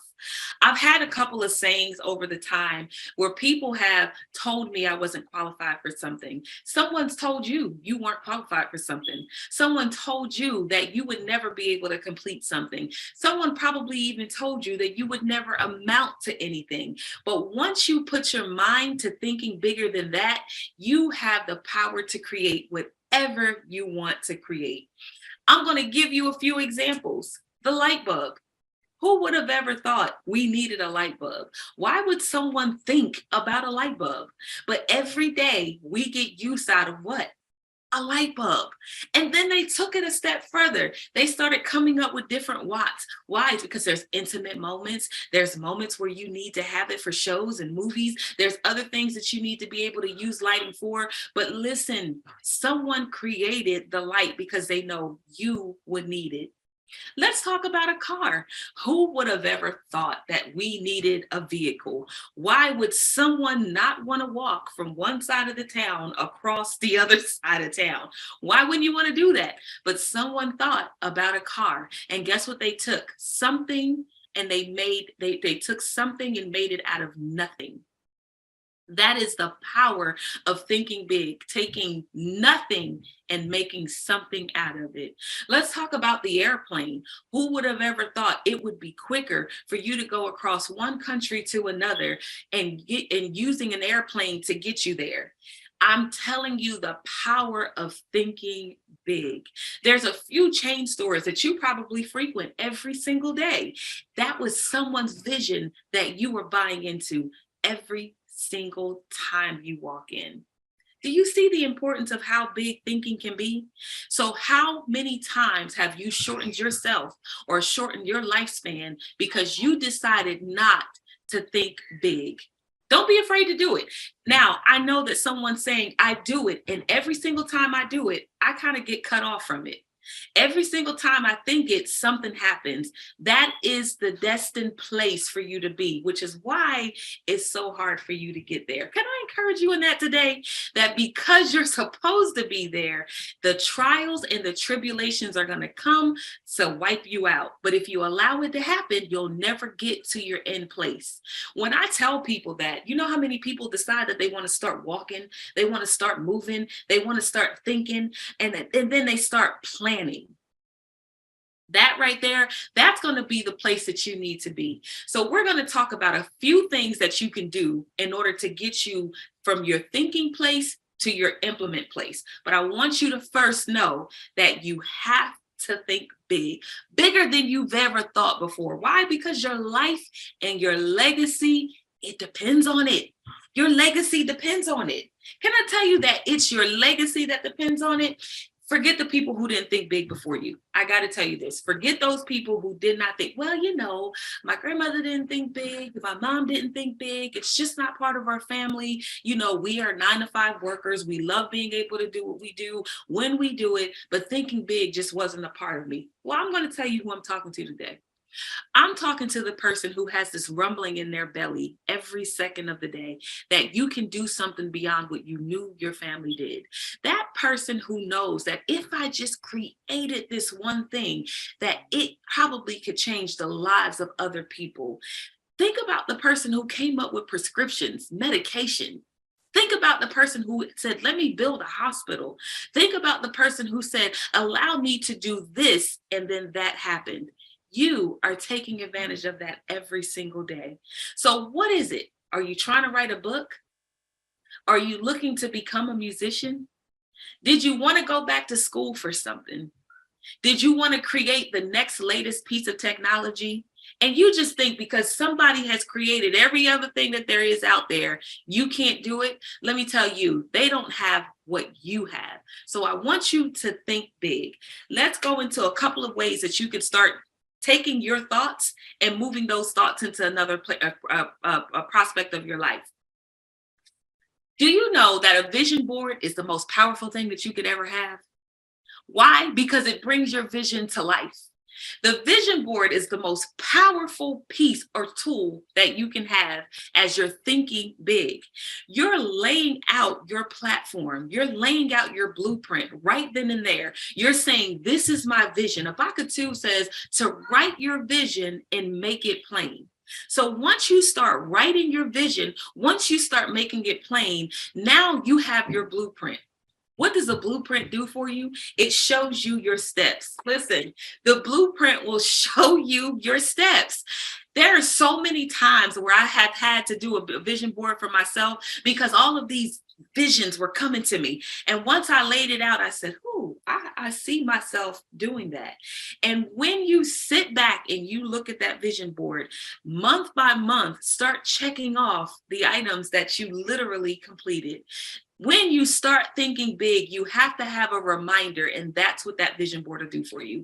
When you start thinking big enough, you'll have that vision board and begin to execute the plan. So I want you to write this down. I need a blueprint. I don't care how you get there. You can be the person that wants to do your vision board by yourself, but I'd say get a group of friends together, have a vision board party, put it together, put the popcorn on, get a movie, put some music on, but get together and start working this thing together. Like-minded people are going to be want to be around you, and they're also going to want to have their visions laid out as well, but you can spearhead it. Get that vision board out and start putting down whatever it is that is in your mind. Lay it out, map it out, get it together. And I'm telling you, once you see this vision board and the people around you, once they see the vision board, they become accountable to your vision. That's the next thing. You need people accountable to your vision. There's no point of thinking it if it can't be done. Listen, can I tell you that no plan can be executed alone? Let me share with you a football team or a basketball team. Let me share with you a soccer team. Do you see one person out on that field trying to make this thing work? No, ma'am, no, sir. You are going to need a team of people to hold you accountable. You are literally going to have to start thinking this thing through. Everybody can't go where you're going. And I know that you've heard that before, but let me tell you, I don't mean it in that way. I mean that there's a number of people who could go, but is it right for them to go in the season that you are elevating? That's what thinking big is going to do. So you're going to have people who will be accountable to your vision. Those people will not be competitive. Those people will not be jealous. Those people will not be envious. They are going to connect with you and say, what must I do? What must I do to help you push what you're thinking through? It is imperative that you have accountability partners. Listen, in my lifetime, I have had people who came, people who went. But in this season, I've had people who stuck. Those people are going to be the ones, no matter what they're going through, to say, what must I do? You're thinking it. I want to be here to help you bring it through. You're saying it. I want to be here to help you bring it through. That's exactly what those people will do. That's exactly how those people will do it. And guess what? There are times where you never have to step foot in a place. They will just do it for you. You know, there's so many people I've met just by social media.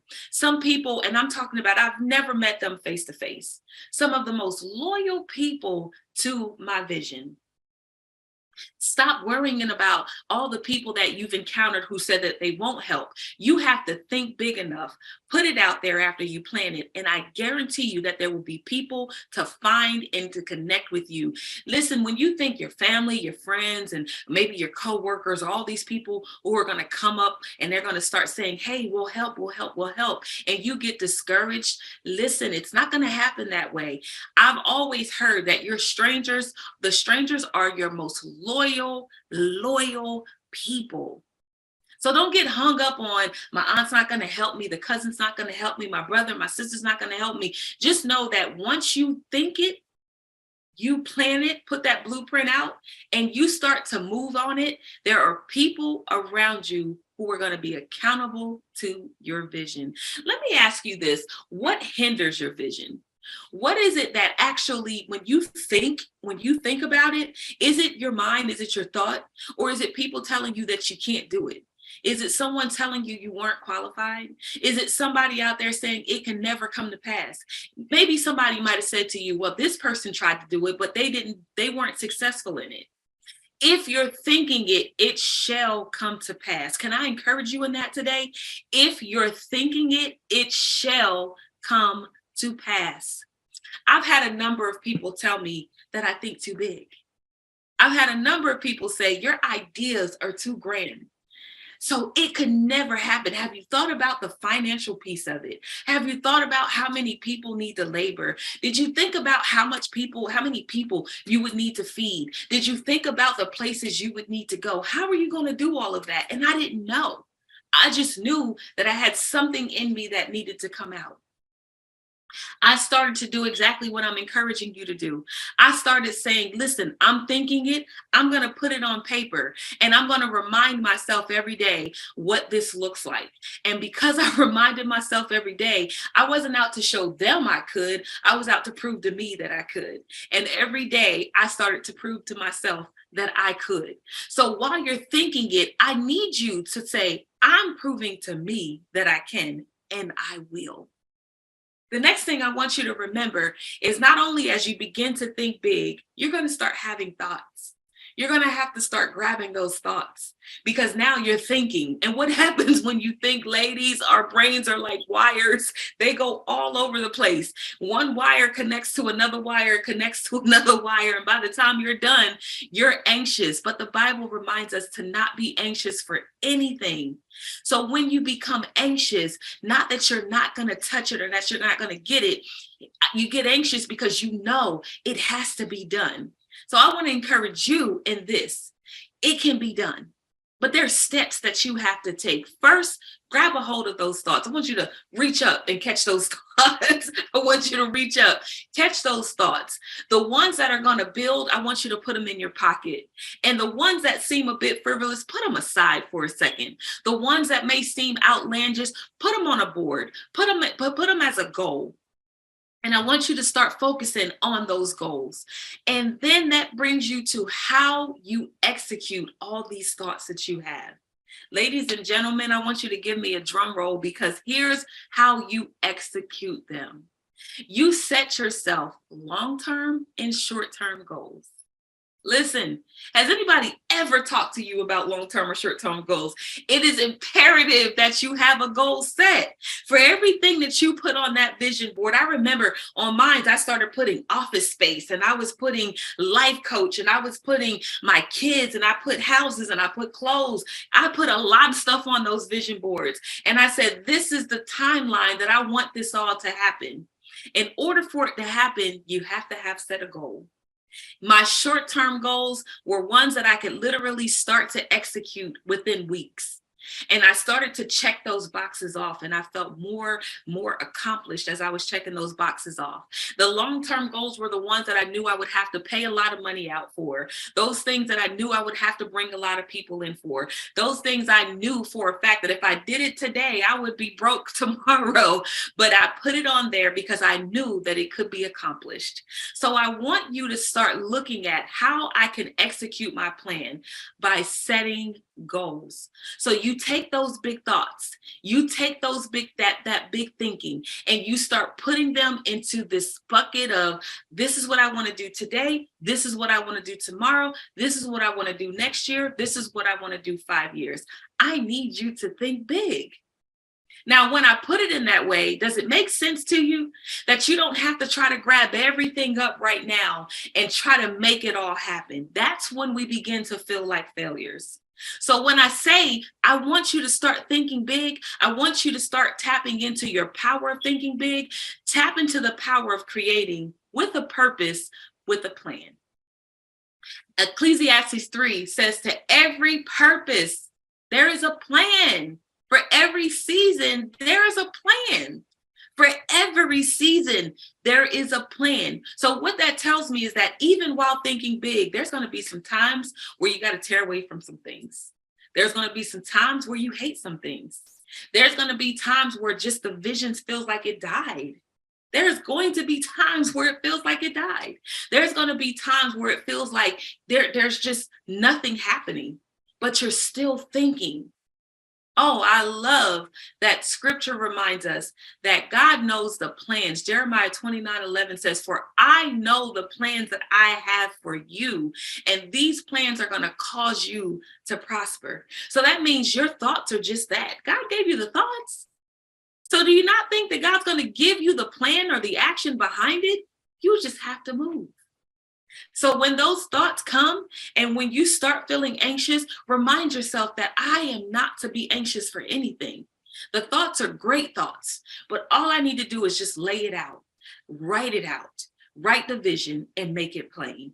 There's so much power in thinking big. I always like to give you guys a movie because I'm not like a real movie person, but for some reason, as I begin to kind of encourage people and motivate myself, it really comes up to the movies. And so everyone probably has seen it. Everyone probably goes to see it afterwards. Who knows? But I have to share with you some of the movies that I've seen of the power of just thinking big.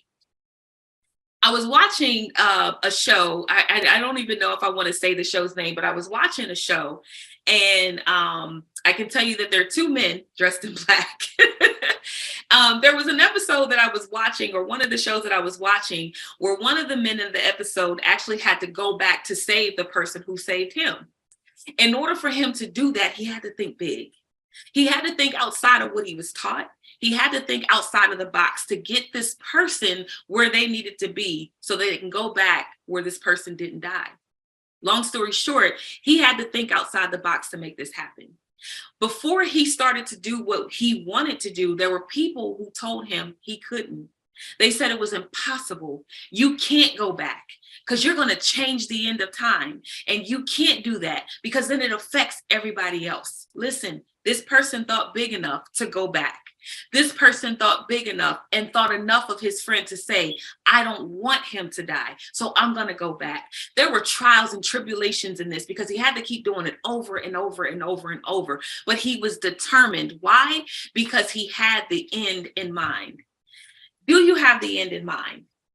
Do you have what it takes to go back, but still move forward enough for you to know this is my landing place? Do you think big enough to think outside the box? No matter what obstacle comes my way, I'm going to think big enough to know that there's an end result in mind. What if I told you that every time you thought big, every single time you thought big, the adversary was going to come to you? And the adversary is going to tell you that you can't do it. What if I told you that every single time you thought something good, that a bad thought was going to come? Listen, I know that you know it because it's happening to you every single day. Can I remind you of the book of Job, where God was up there with the angels? And this is kind of just for, lack of speaking, but the guy was up there with the angels and the angels were talking and God is talking to them. And there's Satan walking in the midst of all of them. God never tripped out. God never said, hey, what are you doing here, my hater? He never said that. He said, what's up with you? He said, what's up with you? And then then Satan says, I'm just looking for something to get in. He was thinking. Even your adversaries think. Even your adversaries are thinking bigger. I am looking for something to get into. Did that just bless you? I'm looking for something to get into. So God says, well, have you considered my servant Job? That means your thoughts are operating, and somewhere up in heaven, the adversary is thinking, I need to get into something. And then God's going to say, have you considered my servant? And now all of a sudden you're going through it. All of a sudden the trials and the tribulations are coming. But guess what? Job never gave up, for those of us who know the story. But I'm encouraging you to never give up on thinking big. Never give up on the power of thinking big. Never give up on the opportunity to go bigger than you went yesterday. For some of you, bigger might be just getting out of bed. For some of you, bigger might be just, I'm going to think differently about myself. So today, I want to encourage you to have a mindset shift. I'm going to think big. Say it today. I'm going to think big, bigger than I thought yesterday. And then tomorrow, I want you to think bigger than that. Your destiny is sure to come. And remember, to everything there's a season. It is your season to think big. Listen, that's my time. I want to thank you for tuning in. And I pray again that this is going to take you into the next year and the year and the year and the year after that. I'm Shay Samuels. Thank you for tuning into the Red Room. Until the next time, we'll see you soon.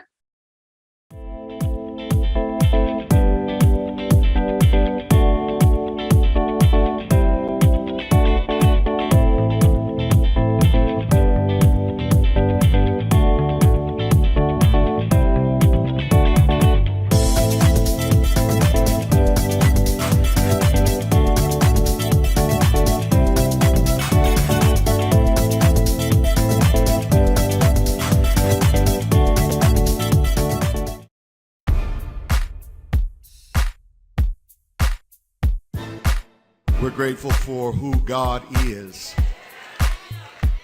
That list of names given, holy and mighty and all of that, that's just the beginning of things. When Jesus was jousting with the Pharisees, Jesus made it clear to them that when you start talking about me, you're talking about something that surpasses Abraham. Because before Abraham was, he said, my name is I am. In other words, when you open up the book to look at all of the good things that a person can possibly be, mighty and triumphant and awesome and holy, he says that that's just the beginning of it. He had to close the book. Who am I, America? My name is Daryl R. Izzard. I grew up in Hickory, North Carolina, in the projects of Ridgeview. Exactly, the apartment number was 909 South Center Street. I grew up with a single mother who had me and my 3 other siblings. My father was one of the biggest drug dealers in Hickory, North Carolina, him and his twin brother. Because of him slinging and selling drugs, he was incarcerated for most of my life, for about 12 years. So I had to grow up early. Though I was the oldest, but I still had to grow up early and help take care of my siblings and be there for my mom. And growing up early, it made me be who I am today. I experienced bullying from elementary all the way up to my 10th grade year of high school. My mom did the best she could with me and my siblings, had all the good shoes and name brand shoes and clothes. And one day she felt like I was just so ungrateful. And her and my grandma yelled at me and they said, "Why, you seem like you're just very ungrateful. You have everything that anybody could ever ask for. Why are you so ungrateful?" And I immediately just yelled and I said, "You don't understand what I go through at school. The kids are bullying me. They call me names. They pick on the way I talk. They pick on the way I walk." And from there, my mom and my grandma went to the school and they talked to the administrators, and it got better for a little bit, but then eventually it started back again. And it got so bad that I started treating my family bad because of what I was experiencing through school. And my mom sent me off to a group home. But this wasn't an ordinary group home. It was a Christian-based group home where we stayed in church day and night. It was a holiness church that they were a part of. And in this group home is where I found, I would say, my calling for ministry, my calling for being an artist and encouraging people. So after about a year, I was able to go home, and I moved in with my great-grandmother, who was very sick at the time. So it was very beneficial for not only her, but for me, because I was able to transfer school systems instead of going to the school I was. So after about a year of being in the group home, I returned home and I moved in with my great-grandmother, who was very sick at the time. So it was not only beneficial for her, but it was beneficial for me because I was able to move school districts. This school district, it seemed like I should have been there all along. There was no bullying. There was, seemed like the kids had a little bit more, the kids were a little bit more civilized, I would say. So I joined the choir, I joined the band, and got to experience traveling to New York and Disney World and all over singing. It was just like, this is where I needed to be the whole time. So I moved there. It was called Newton Conover High School, where I was there from 10th grade to 12th grade, and still stayed with my grandmother, and still had dealing with different challenges such as being depressed and ADHD, all these things the doctors kept trying to throw at me. So I had to take medicine and all that stuff. But eventually I was able to overcome all those things with going to therapy and just keeping myself busy. So after high school, I stayed around with my great-grandmother for a little bit and decided what I really wanted to do, what my purpose was. And so I got a little job at Waffle House, and my grandmother bought me a car. And then as I was at Waffle House, I decided that it was time for me to go off, leave Hickory and go off and pursue some things that I felt like I wanted to do. So I ended up at Shaw University in Raleigh, North Carolina, which was my decision, but my mom, she felt like it was too far. She didn't want me to go. In fact, she told me I wasn't going. And I was doing everything I could to make arrangements and get my ride there because my mom didn't want to take me. Eventually, during a counseling session, the counselor talked to my mom and she was like, he needs to experience this. If he doesn't like it, then he can transfer always. So my mom finally decided to let me go, and her and my brothers and my grandma, they all helped me move in. And my first year of college was rough. Just like any freshmen who go off, they've never been off, start partying and hanging downtown a little bit more than I should. And I got in a relationship that kind of ruined me, got me off my focus. So as the term ended, was close coming to an end, I had to be put on academic probation.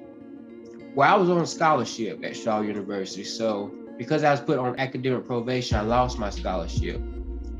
And I'm like, man, I can't tell my mom this. What in the world am I going to do? And eventually I just told her, and she's like, well, you got to come home. I'm like, nah, I ain't coming home. I'm just going to take out some student loans. And she said, I'm not signing for no student loans. So I was sitting here trying to figure out how I could take out a student loan without my mom, which wasn't possible. So I lost my scholarship and I had to come back home. And I enrolled in a community college where you go for 2 years and then you can transfer to a university. The people who were over my scholarship told me that if I pulled my GPA up, I can get my scholarship back. So while at this community college, I was doing the best I could to get my GPA up. Then all of a sudden, I get diagnosed with cancer. And this cancer was a type of cancer that my aunt had died of many years ago. And it was it's crazy because I was dying and I didn't even know it. Just happened to go to the doctor, and because I wasn't feeling any aches or pains or anything, but I was losing a lot of weight. And I just felt like it was, I'm just losing weight because the medicine that I was on or something, I didn't really just pay it no attention. So when the doctor told me I had cancer, I just cried and cried and cried on my way home. And I told my mom, and we both cried, and we prayed and we cried. And for about 2 to 3 years, nobody knew except God, myself, the doctors, and my mom. We didn't tell a soul. And it was hard not telling anybody, but I didn't want any pity from anybody. I didn't want anybody to treat me any different. I just wanted to continue to live my life. So while having cancer, I was still in the community college, and I also enrolled in a theology school to get my biblical studies degree. So I'm working 2 jobs, going to 2 different schools, and dealing with cancer at the same time. Just trying to stay busy, to keep my mind off of what I was dealing with. So eventually, I finished the community college with a 3.0, and shortly after I finished the biblical studies degree with a 4.0. So they told me that if I got my GPA up to a certain level, I would be able to go back and get my scholarship. So this time I got my scholarship back, but I did not go back to Shaw University. I applied to different schools, UNCG, Johnson C. Smith, Livingstone, all these different colleges. I got accepted to all of them, except Wingate that I applied to. Me and my mom went and visiting all these different schools and seeing what was best fit for me. And one of the last schools I got accepted to was Winston-Salem State. And we went and toured it, and just felt like I was at home the moment I walked on the campus. So I chose to go to Winston-Salem State. And at Winston-Salem State, I was then a junior because I transferred those 2 years of college, the community college. And my major was business administration, concentration management. And the first year or so, or the first semester, I stayed to myself, just did my studies and stayed in my dorm room. But then as the next semester came, I came out of my shell a little bit more and met some people. Actually, there were some people from Hickory that was there who I connected with. And I started joining clubs, the choir and business club and African American club, all these different things I was joining just to kind of get familiar with the school and what they're all about. So eventually I joined a fraternity, Phi Beta Sigma Fraternity Incorporated, which was something that really helped me develop as a young man, older in my teen years, I would say. So just growing up in school and things, I didn't really have any guy friends or that brotherhood, I guess you would say. So this was something I was looking forward to having, where you have some brothers you can lean on and they can hold you accountable. And that's exactly what they did. We still talk to this day. It was 9 of us. Matter of fact, it was the biggest line we had in 10 years. So it's very exciting to become a part of a brotherhood that is a lifetime of friendship and relationships. So eventually I go on to my senior year and doing my senior project and all these things. And I lose my great-grandfather, which kind of put another damper on me and led me into depression.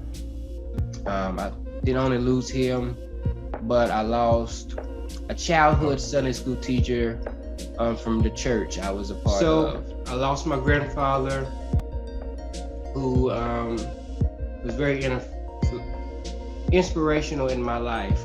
He was on the radio for about 50 plus years and MC for different gospel artists like Shirley Caesar and Mighty Clouds of Joy, all those different people. And he inspired me to do my gospel music, a lot of my gospel music and writing. So it was very difficult when I got the call that he had passed. I remember getting the call from a friend, actually. My mom and grandma thought it was best not to tell me, let me get through classes or whatever, but somebody had called me and said, sorry for your loss of your grandpa. And I immediately just started screaming and yelling and just going off. Called my mom and I said, what is this? I'm hearing that Papa is dead. And I just yelled and yelled and yelled. I screamed and cried. I remember a friend coming up the steps and giving me a hug and just trying to comfort me. So that led me into depression. I stayed in my dorm room probably for the next 2 weeks, not going to classes. And my grades went down, but eventually I was able to talk to my counselor, who I hadn't talked to since I've been in school, and it helped me get a little bit, I guess, get some comfort in knowing that my grandpa wouldn't want me to just stop going to classes. He would want me to continue on and finish the course. So I got back in the books and doing long night studies and things so I could get my grades up. And eventually I was able to continue and be successful. I ended like in a 3.82, I would say, something like that. And during that, the pandemic came. So I wasn't able to graduate. I lost my job and had to stay home and do all these things online. So it was very difficult for us who graduated during the pandemic or were supposed to graduate. And that led me into depression a little bit as well. And then just trying to find a job right out of school, but during the pandemic, everybody was saying they want a hiring freeze. So I had to stay home, go back home and stay home a little bit and get another job at Bojangles just to make some money. And eventually I saw a job on LinkedIn and I applied, which was in Raleigh, North Carolina, as a HR associate, which was kind of what I was doing on the job I lost before the pandemic. And so I moved to Raleigh. My grandma and my mom and my siblings helped me once again to move to Raleigh. And all of a sudden, I moved to Raleigh and I'm on this job and the pandemic gets worse. And they laid me off. And I'm like, okay, I done moved all the way to Raleigh. And don't know a soul down here. And you're gonna lay me off. And you knew I was moving here. It was very devastating and I did not know what I was going to do. In fact, it was rough. My mom and them, they didn't even know I lost my job. Luckily, I had a little part-time job that was helping me continue to pay my bills or whatever, but barely making it. Then I looked on LinkedIn again and I found another opportunity where I can apply kind of in the same field. And I applied and I got the job and still today I'm still there. It's been an awesome experience. And just while doing all this, I began to start writing some of the things I went through and how I have overcame different things, the trials and tribulations, many trials and tribulations, the ups and the downs, the losses, the bad relationships, dealing with the cancer at an early age. I thought I would put it all in a book and encourage people that no matter what you go through in life, you can make it. You can make it on top. God's grace will see you through. So all that is in this book that I wrote entitled Overcoming Opposition, and just basically just trying to encourage people to keep on keeping on no matter what. Because life is hard. Life is real hard. And people my age or younger, they're dealing with different things that our parents or our grandparents dealt with. It's very, I would say, it's some rougher stuff than what they dealt with. So it's easy to fall off balance and get unfocused, but we got to stay the course no matter what. So I'm hoping that when somebody reads this book, Overcome Opposition, that it will help them to get back on course and stay focused. And also that goes along with my new music single, Don't Give Up on God. Basically saying the same thing, don't give up no matter what you're going through, because God won't give up on you. It's both of these things came during a very difficult path in my life, because I lost my great-grandmother last year. So just putting a lot of tears and sweat and everything that I've been dealing with for the loss of her is in this book and in this song, Don't Give Up on God. My grandmother was my heart. I always tell my people I loved my mom, but my great-grandmother was truly my heart. So it's been very difficult navigating this life without her.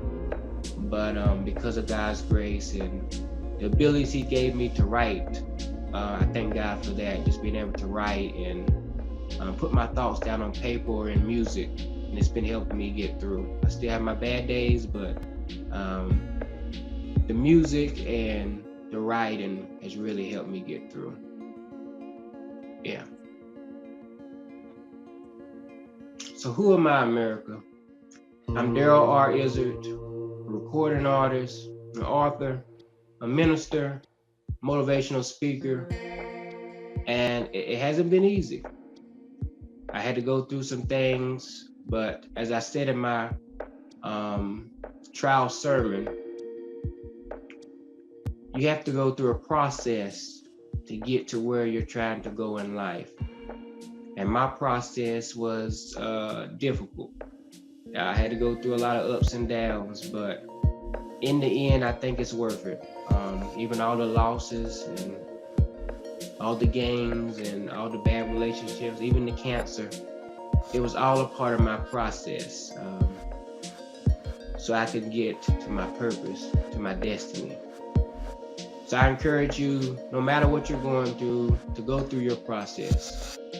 No matter what it feels like, no matter what it looks like, no matter what those say about you, go through your process so you can reach your destiny. You can get my book, Overcoming Opposition, on Amazon, Barnes & Noble, any place where you get your book. And you can get my music on all digital platforms, Don't Give Up on God, Daryl R. Izzard. And you can go to my website for booking or even prayer requests, or to see my schedule of what I may be doing at www.darrell, D-A-R-R-E-L-L, Izzard, I-Z-A-R-D.com. And no matter what you do, just keep your head up and never give up. God bless.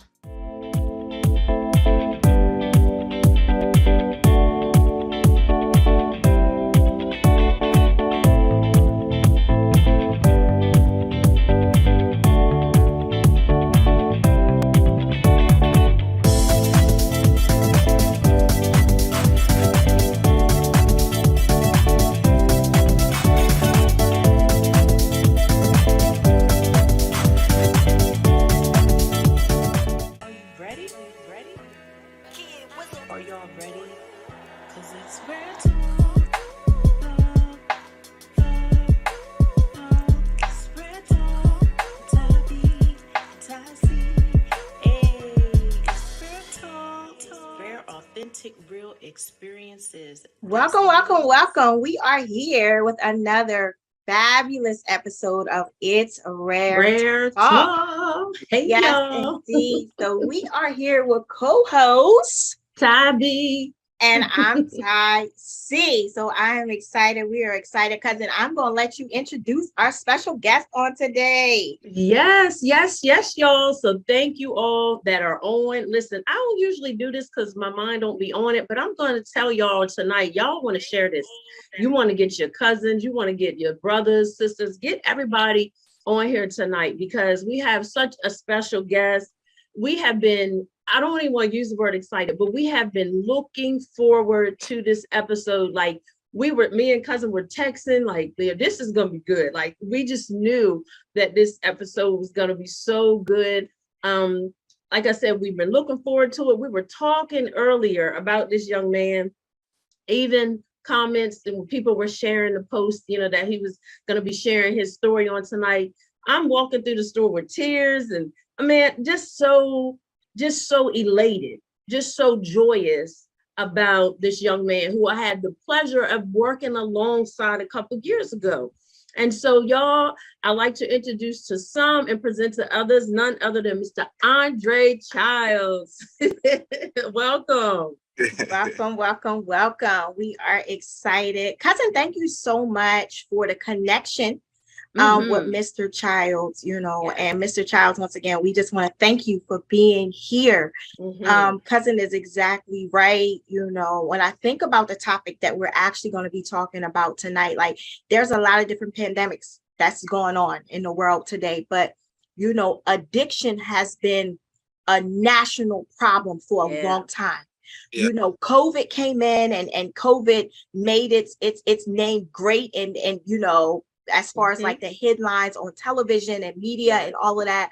But addiction has been, listen here, an issue for a long time. Yes. It has affected so many different families in so many different ways. And so just to know that Mr. Childs, you have celebrated 5 years in recovery melts my heart. And I have to be perfectly honest with you. This subject area right here is very dear to me. And it's very dear to me, not that I've actually experienced it personally, but coming from a job of 7.5 years of working with individuals who have been battling this for years, I always took my job very seriously. Right. And so to be able to talk about this matter tonight on It's Rare Talk, listen here, I am elated. I am excited. I am excited to hear your story. I love what God is doing in your life right now, right? And so, cousin, I know that, you have this thing where you talk about, we see a person's now, right? But every now has a then. And so Mr. Childs is here with us today to take us back to his then. And so I'm excited for his transparency. I'm excited for the support that he has had along the way. Andre, that's absolutely amazing. But once again, I'm excited that he made it out, cousin. And I'm glad that you two have an awesome connection. Yes. And once again, just excited to have him on the show. Yes. So welcome, Mr. Childs. Thank you.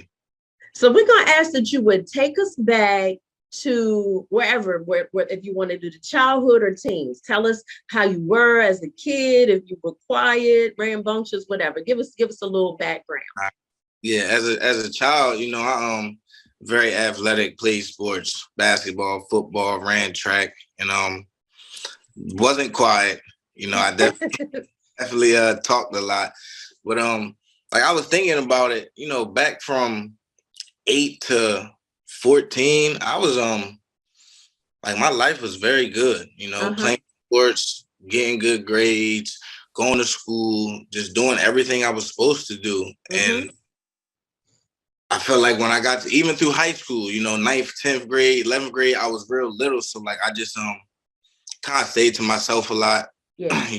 Stayed sports, stayed to myself because my sister, she graduated in 2004, went to Hampton University, was always making honor roll, dean's list. Like, so I felt like, man, I have to stay on top of myself because like, she out here like doing her thing. And, things didn't end up that way. And sometimes I sit back and I ask myself maybe I didn't feel like I was good enough. You know what I'm saying? And that's maybe what transpired to send me in the wrong direction. So, my childhood as a young child, everything was fine. My teenage years is when things started to take a turn. Okay. So how about senior year? Did you graduate? Or Yeah, did they? Okay. I graduated high school, played varsity football, running back, defensive back, played basketball. And I even went to a JUCO college in Oklahoma for 2 years. And I feel like that is when I realized that maybe I might have an addiction problem. I didn't know nothing about addiction, narcotics, Alcoholics Anonymous, but I was in school and I was out like partying. You know what teenagers do, what young kids do. You go to college, you party, you get up, you go to class. Well, the difference was I was partying and everybody else was getting up and going to class and I wasn't. Okay. I'm saying, so after being out there for a year and a half, I came back home to Claymont, Delaware, and that was in 2011. And that's really when I had like dibble and dabble, smoking, drinking, doing some pills here and there. But when I came back from college is when my addiction really took off. Yeah. So it went to a whole nother level. Was it because you just had idle time? Do you feel like so you didn't finish? You went to JUCO for a year and a half, but you didn't finish. You came back. So when you got back, did you feel like, man, what do I do now? Like, what do you think your mindset was at to cause, like you said, the dibbling and dabbling to go haywire, out of control? A lot of the people I graduated with and family members, everybody went to college, graduated, got a degree, or if not got a degree, like had a career. And I felt like I came back to my hometown and I just was in the mindset as like, what's next? Yeah. And a lot of the people that I hung around were, they would have a job, but they also was, in the streets selling drugs and getting high. And, they say, you are who you hang around. If you hang around 9 people that's doing drugs and selling drugs and you the 10th person, it's probably what you're going to end up doing. And that's just where it started. I would work here and there, but a lot of my homeboys from back home, man, like they got high.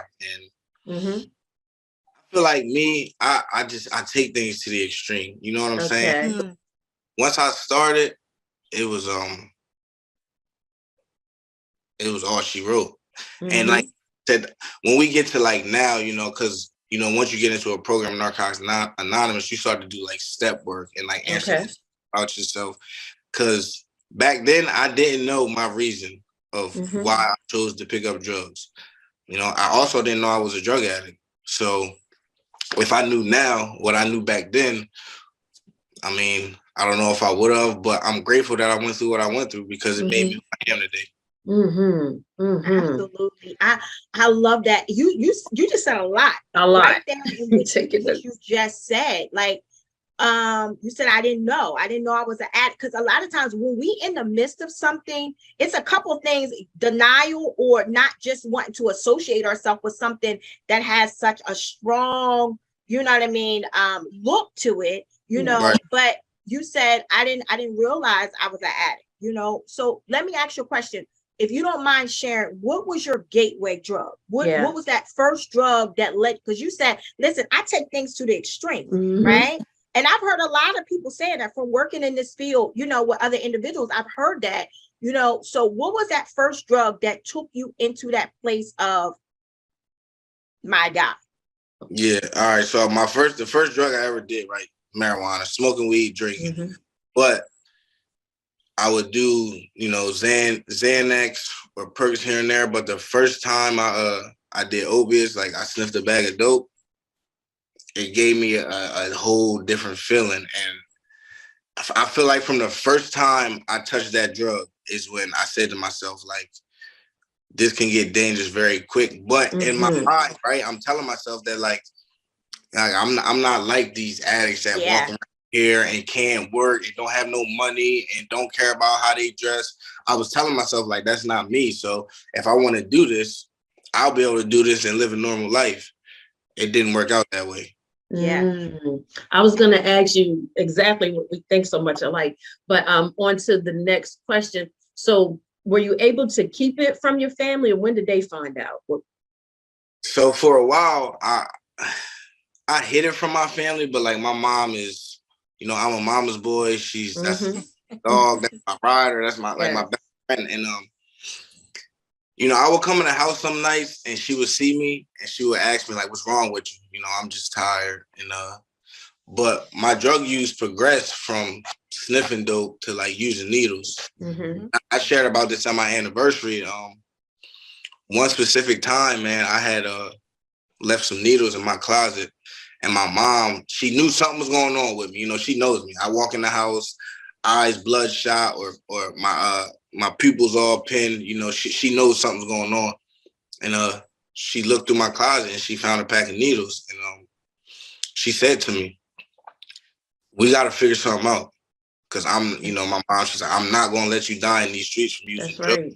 Right. And it got to a point, though, that, like, even when my mom knew and my dad knew and my sister knew, like, it didn't matter. Because now I'm all in. You know what I'm saying? No matter who knows, no matter what people think, I don't care about keeping a job. I don't care what my family thinks. Like, I'm in the midst of active addiction. Like, I'm all in. Yeah. So it doesn't matter to me, you know, family events, going to birthday parties, Thanksgiving, Christmas. I'm going in there high at the table, nodding out, falling asleep, and just not caring. So let's talk about that right there, cousin. I want to, because I feel like a lot of times, and after having conversations with different parents of individuals who are active in addiction or struggling with addiction, you know, sometimes if you have never walked that pathway, you don't know what to expect. You don't know what to think. You know what I mean? All you know is that you see your loved one in a situation that's not good, right? Yeah. And so I heard him say, listen, at that point in my life, all I cared about was my addiction, right? And it's because that disease takes over, right?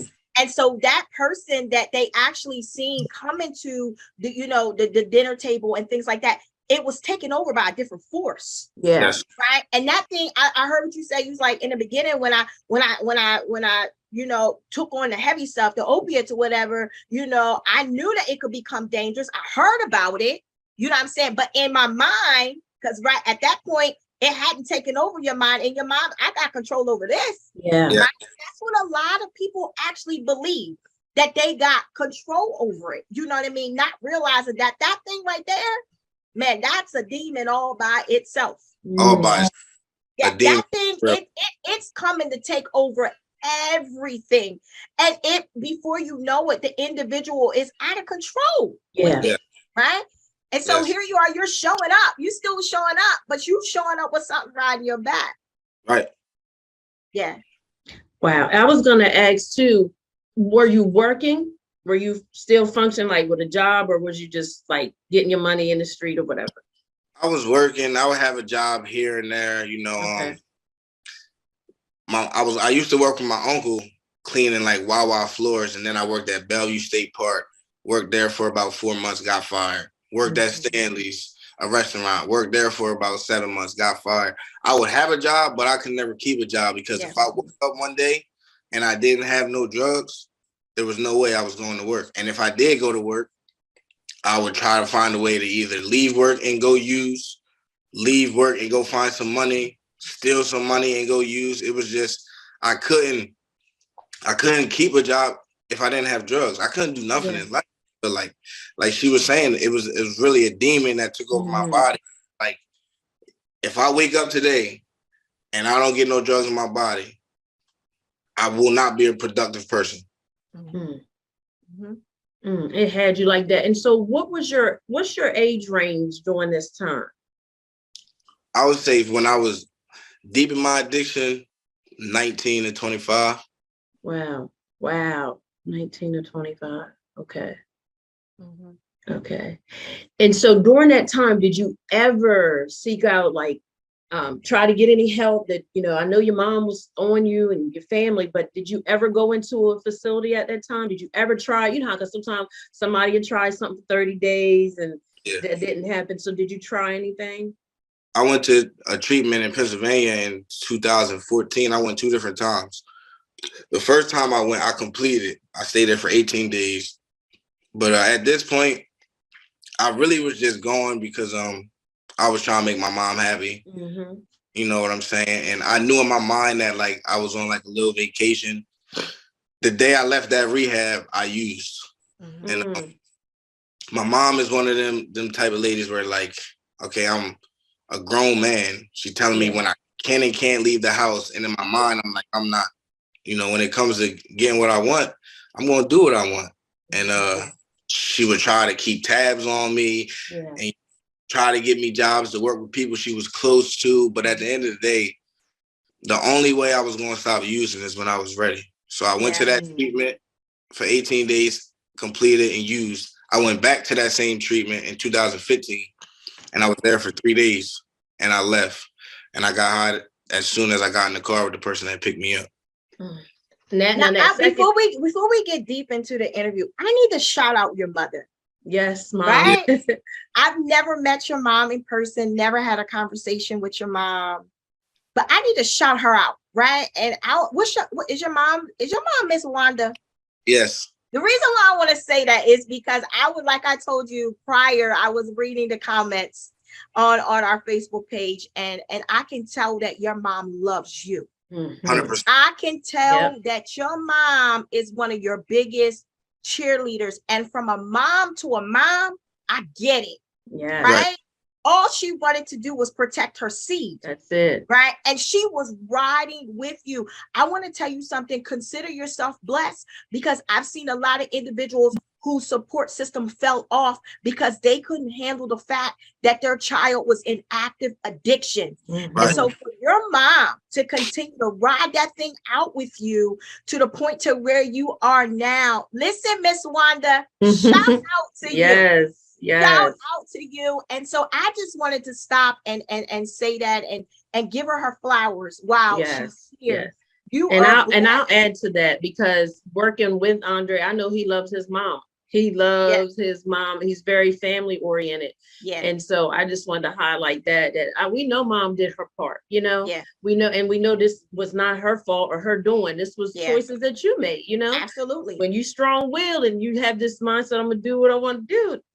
That's you know what I'm saying? Because even us, I guess we could call ourselves mama bears, because our kids are grown. My youngest is 16, but I'm still like that. Andre, me and Tonette, but our boys they're knocking on 30, but we still like, where you know what I mean? Where you at? Because it's a different world, you know what I mean? Yeah. And I commend your mom for that. I'm not losing my son, because that's our mindsets with our boys, you know what I mean? So yeah, that's a lot with that.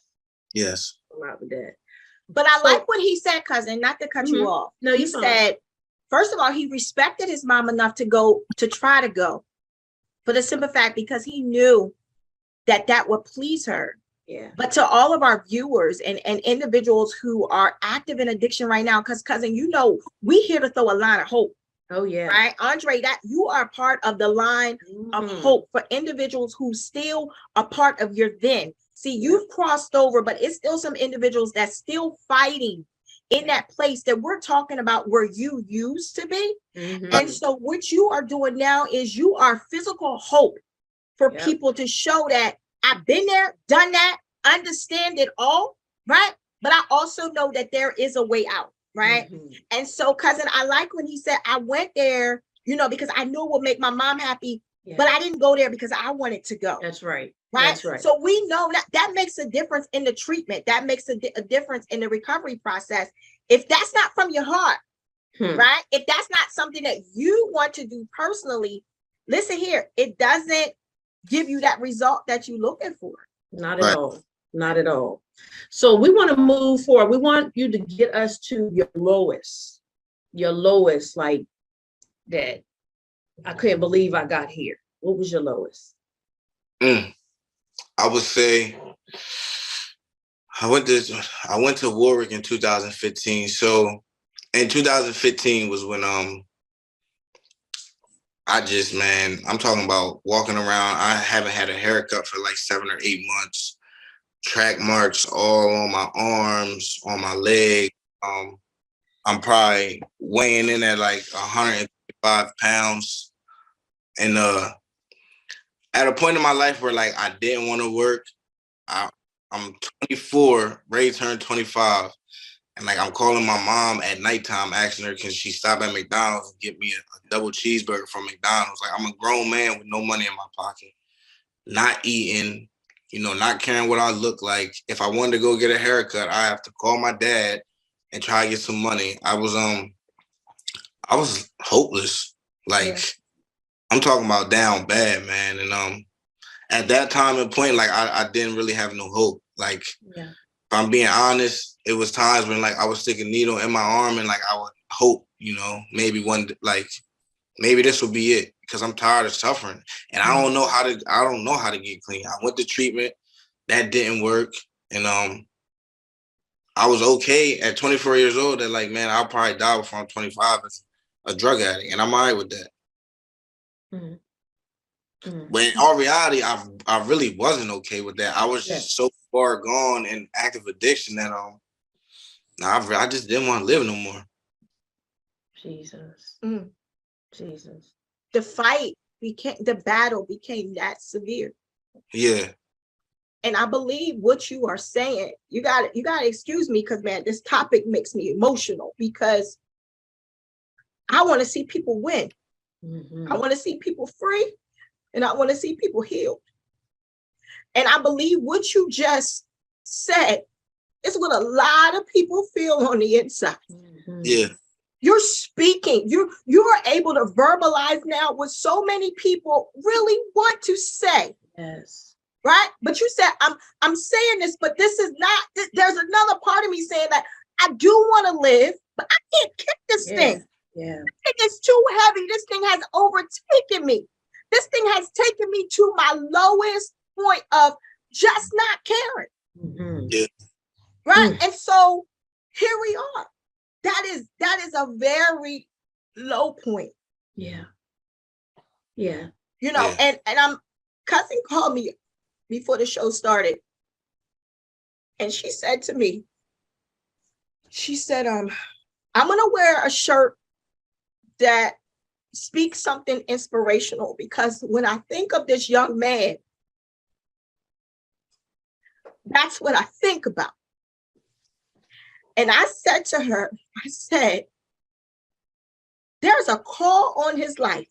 Yes. And we're talking about right now where you were at your lowest point. We come to encourage somebody on the day. That's good. You said I was at my lowest point where you say I'm done. Right? Cousin's shirt says, long story short. God saved my life. God saved my life. Yeah. Many inspirational shirts.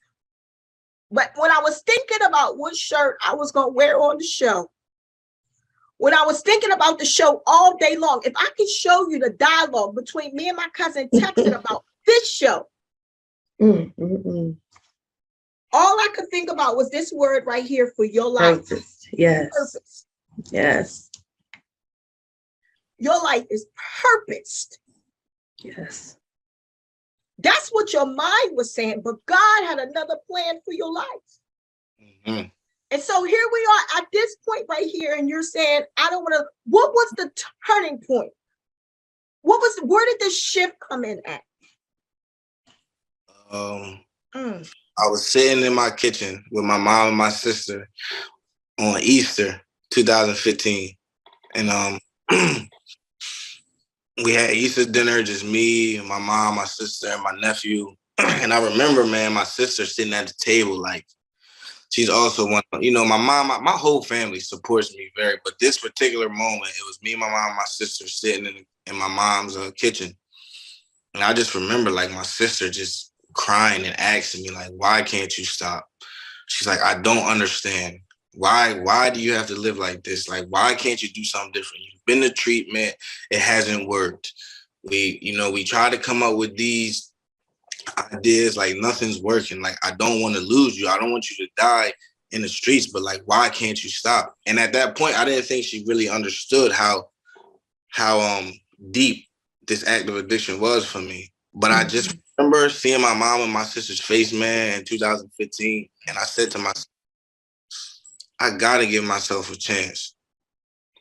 I had this therapist that I talked to, and I'm always been the type of guy, man, like I'm always honest. I'm always open about what I'm going through and what's going on. And she found that treatment facility, Warwick Manor.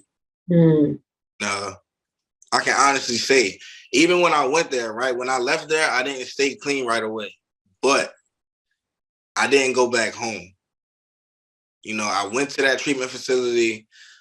It was about a couple days before I was ready to leave, and I just told my counselor, man, if I go back home where I'm comfortable, I'm gonna put myself with people. I'm gonna put myself in the same neighborhood. I know where to go. I can walk there. I don't need a phone. I'm not gonna stay clean, and I'm gonna end up dying.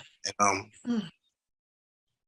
I went to that treatment facility in 2015, and I stayed down here. But the disease of addiction is so crazy, right? Because like I still found a way the day I got out of Warwick to go back to Delaware one time, use, and then come back to Maryland to a recovery house. Because I still didn't know if I was ready to stop. Like I would go back and forth, man, so much. I don't want to use, but when that thing is on my shoulder talking to me, sometimes it's hard to shake it off. And 2015 was an up and down year for me. You know, I went to Warwick, I went back home, I went to a recovery house, I got a couple months clean. I think I had like 90 days clean. I got kicked out of the recovery house. I went to another recovery house. I kept using. I went back home, continued to use, then came back down here in October of 2015 because I said to myself, the only place I've ever got any type of clean time was on the Eastern Shore. And I felt like when I went back home after being down here, it wasn't even about like being in a dark place. It was just about the years that I've spent in Claymont, Delaware doing that, and the 90 days that I spent up here clean. And I said to myself, I'm tired of living this way, man. Like I'm just tired, you know, and now I'm gonna go down there and give it 100% shot. You know what I'm saying? I'm gonna give my all. I'm gonna take some suggestions. I'm gonna get a sponsor. I'm gonna do step work. I'm gonna find some people who really, you know, got some clean time and are really trying to live a new way of life and be productive members of society. And that's what I did. And you know, my story, relapse is a part of my story, right? Like I had years clean from October 2015 to October 2017, and then I relapsed after having 2 years clean. And even just sitting here thinking about that, man, like I know what I did wrong. I know what happened, because it wasn't like I wasn't happy, you know? Yeah. Those 2 years was the best 2 years of my life. But for me, when I started dealing with somebody back home, and I like kind of like disconnected myself from the program of Narcotics Anonymous, from my the people in my recovery house, my sponsor, my sponsees, and I started hanging back around with the same dudes I hung with when I was in active addiction. But I thought I was okay because I had 2 years clean. And let me tell you something. Listening to you makes me think about how powerful the mind is, right? But then you still had the drugs that's affecting the mindset all the more. You know, they always say a mind is a terrible thing to waste, but the mind is very powerful. That mind have us doing all kind of stuff.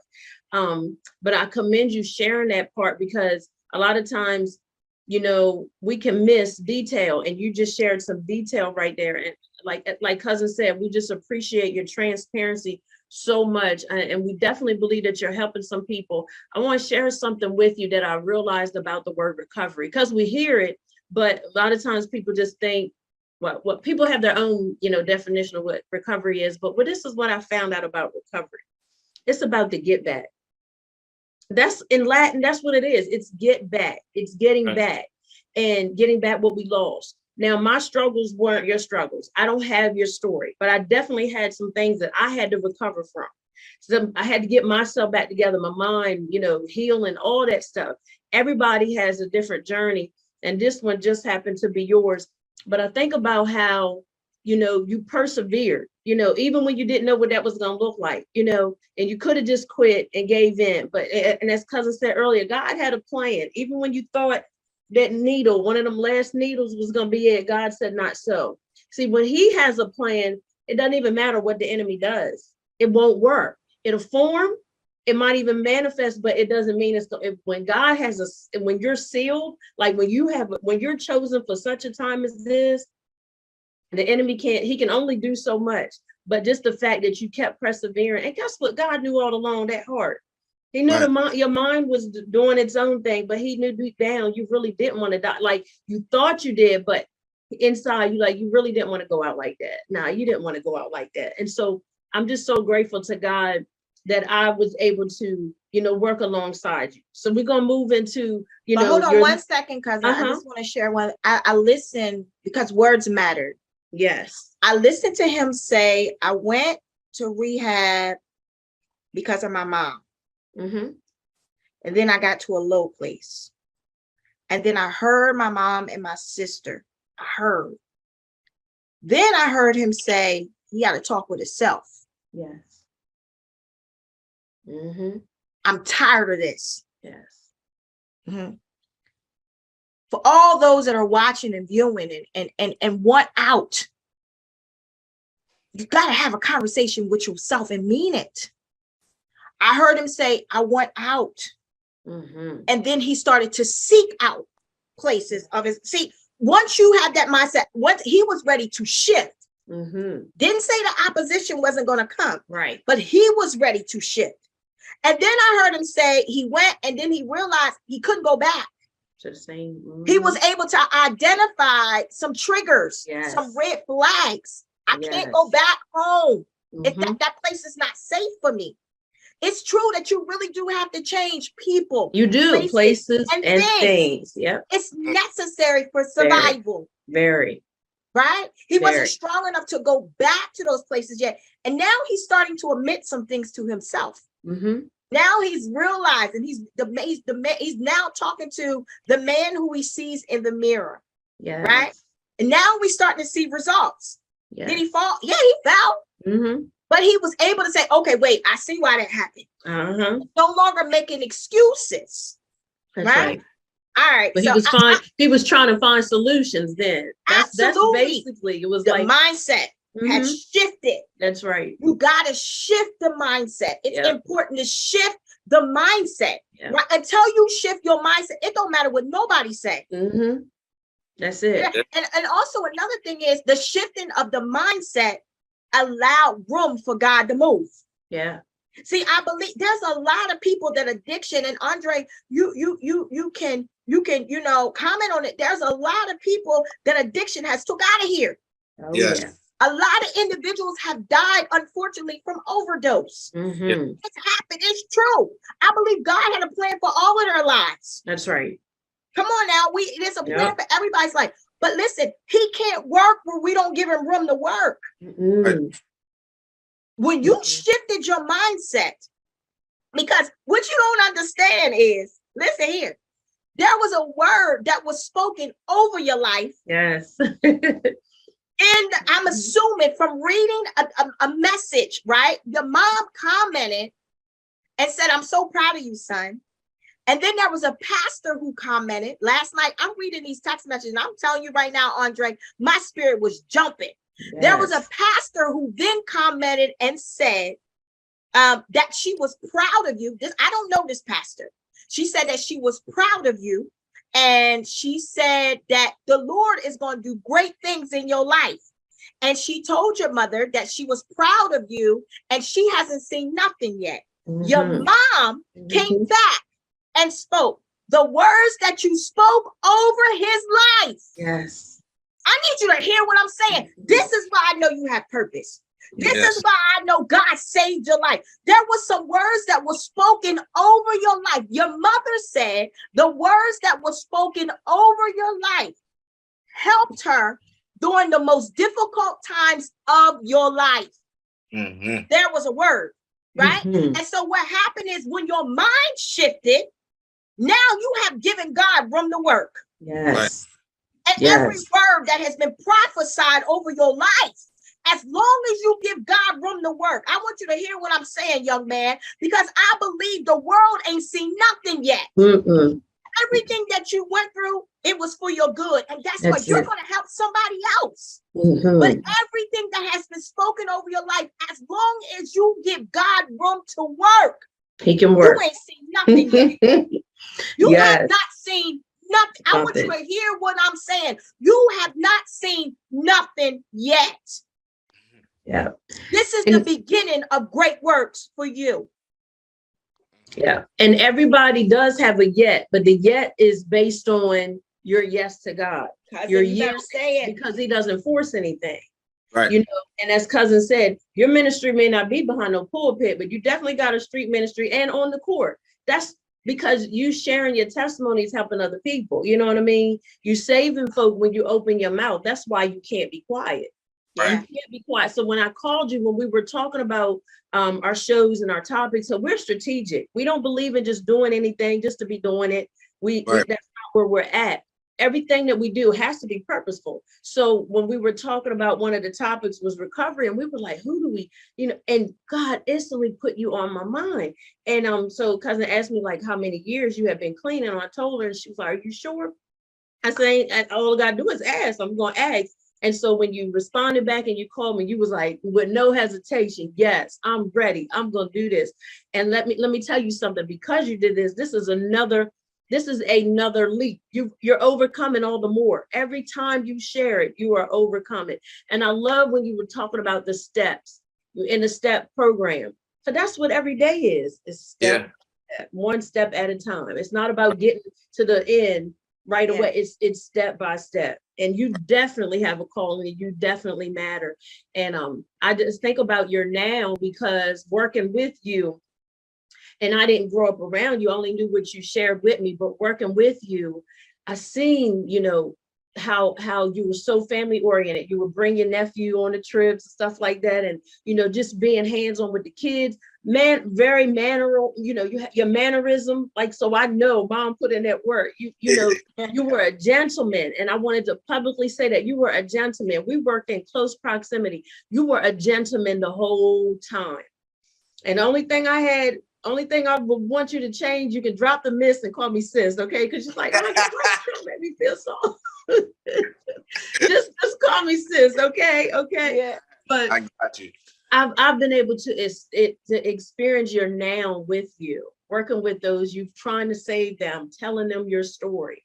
Yeah. You know what I mean? And so I'm just so elated that this is just a step. You know, you're going to have more opportunities to share. You're going to have more opportunities to be a light and a witness. And we definitely want to bring you on board for some things that we desire to do. So, cousin, I'll let you go because I'm feeling like listen, so I want to talk about his now. So we heard about that last time that you used, and you was able to identify why, and you realized you had went back into some old places. Take us from that point to now. All right. I celebrated 2 years in October 2017. It was like the second week of October. Then I relapsed like November 1st or something like that. And my relapse was from November to December 6th. My last day using is December 6th. And I'll never forget it because, you know, I was going back and forth down 301, going to Delaware. And I was driving back. You know, it's like an hour, 45-minute drive. I'm driving back, no music. I had used, and I just was driving on the highway doing about 45 miles an hour, man, no music, with tears coming down my eyes, asking myself, how did I get here? I know how I got here because I know how I got the 2 years clean that I got, and I stopped doing what I was doing when I was in recovery. So I know how I got here. And I picked up the phone, I called my sponsor, and I'm like, man, listen, I'm driving back to Maryland. I need to move back in the recovery house. I give you my phone. I give you my car keys. I give you my wallet. I give you everything I got. And I mean, I don't want to do this no more. Like, I'm ready to get back to being happy, you know, and loving myself again. And that's what I did. December 7th, I moved into a recovery house. That was in 2017. I've been clean ever since. And I came back with the same intentions, man, of like going to meetings, going to IOP, getting the sponsor, doing step work, reading literature, reaching out. You know, I already had a network because I had some clean time before, and just taking it one day at a time, you know. And over the last 5 years, man, as y'all know, you know, I had a son who Man, on my worst days, clean, man. Like, you know, because life is not always easy. You know what I'm saying? Just because I got clean does not mean that every day is going to be great. And that doesn't mean that I'm not going to think about using. You know, I used to ask myself, like, man, with the clean time that I got, like, if I share about I want to get high, like, are people going to judge me? But at the end of the day, like, I'm a drug addict. I'm just in recovery. I got 5 years clean, so the thoughts still won't come, but thoughts aren't facts. You know what I'm saying? Like, I can think about using, I just don't gotta act on it. And if I go into a meeting and I share about it, usually the thought goes away. And as long as I don't obsess about the thought, you know, think about it for a couple minutes. All right, come on, man. Like, we're not going back to that, you know, and keep it moving. But even on my worst days, man, like that little boy that's in the living room with my girlfriend right now, you talking about motivation. Of course, like, I did this for myself, right? Like, when I came in here this last time, I'm like, I'm not doing it for my mom. I'm not doing it for my friends. I'm not doing it for nobody but me. You know, I want to be clean. But today, like, it's not just about me. You know what I'm saying? Because like, I got to show up as a father, you know, as a friend, as a brother, as an employer, but most importantly, like, for him. Because y'all know, man, a lot of kids grow up without fathers. And one thing that I'm not gonna let happen is Baby Dre grow up without his dad, or Baby Dre see his dad in active addiction, because he don't know that guy that was in active addiction, sticking needles in his arms and smoking crack. He's never seen that guy, and he don't have to. No, he doesn't. That's good stuff. Doesn't have to. And I honestly believe, man, that like where I'm at today in my life, like, as long as I continue to do the things I need to do, he's never going to see that person. Wow. I love that. I love that. And I got to see him before we got on. He was like, who's that? He's so cute. He is so cute. So let's share a little bit more about your support system, because we one of the things we were talking about earlier is a beautiful thing to have it. Everybody doesn't have it. And, you know, we wind it down, you know, to the end of the show, this interview, but to have that, as Cousin was saying, everybody doesn't have that. How does that make you feel? How does that make you feel? Makes me just feel loved, you know, and it also reminds me that, like, the things that my mind was telling me when I was in active addiction wasn't true. You know, that was just me being caught up in the grips, because I could easily say, like, oh, my family don't care about me. My family doesn't love me, so I'm gonna go get high. Like, nah, that wasn't the case, because as you can see, like, my family shows up. I got NA family that's not intermediate family, but I mean, they show up on a daily basis. When I celebrated 5 years clean, man, my family it was like 30 of them that came down here to drop 2 hours to Cambridge, Maryland, to sit in the church and listen to me share my story. Wow. And I truly believe that if it wasn't for my Narcotics Anonymous network, man, like, the guys in my network who I can get vulnerable with, it's been multiple dudes that I'm talking about, I've like real tears cried on their shoulders, or vice versa. And, you know, as men growing up or coming in Narcotics Anonymous, we got this mask on that, like, oh, we can't get vulnerable with another dude. We can't cry to, you know, they'll think we're soft, but like all that, for me, that was just a mask, man. Today, like, all my homeboys in Narcotics Anonymous to tell you that I go in the meeting, I share with them, I share in the meeting, I cry on their shoulders, I cry in the meeting, because, like, at the end of the day, I'm willing to do whatever it takes to get another day clean. Yeah. Yeah. Yeah. One day at a time, man. That's all we're required to do. That's it. When we try to live more than one day at a time, that's too much. Yeah. That's all. It's too weighty. It's too heavy. Even for those who are not struggling with addiction, all we are required to do is live one day at a time. That's it. One day at a time. And so just know, we encourage all of our listeners, just know if you have that support system, reach out to them. You know what I mean? You don't have to be islands. Yeah. I said, pick the phone up, call somebody. Exactly.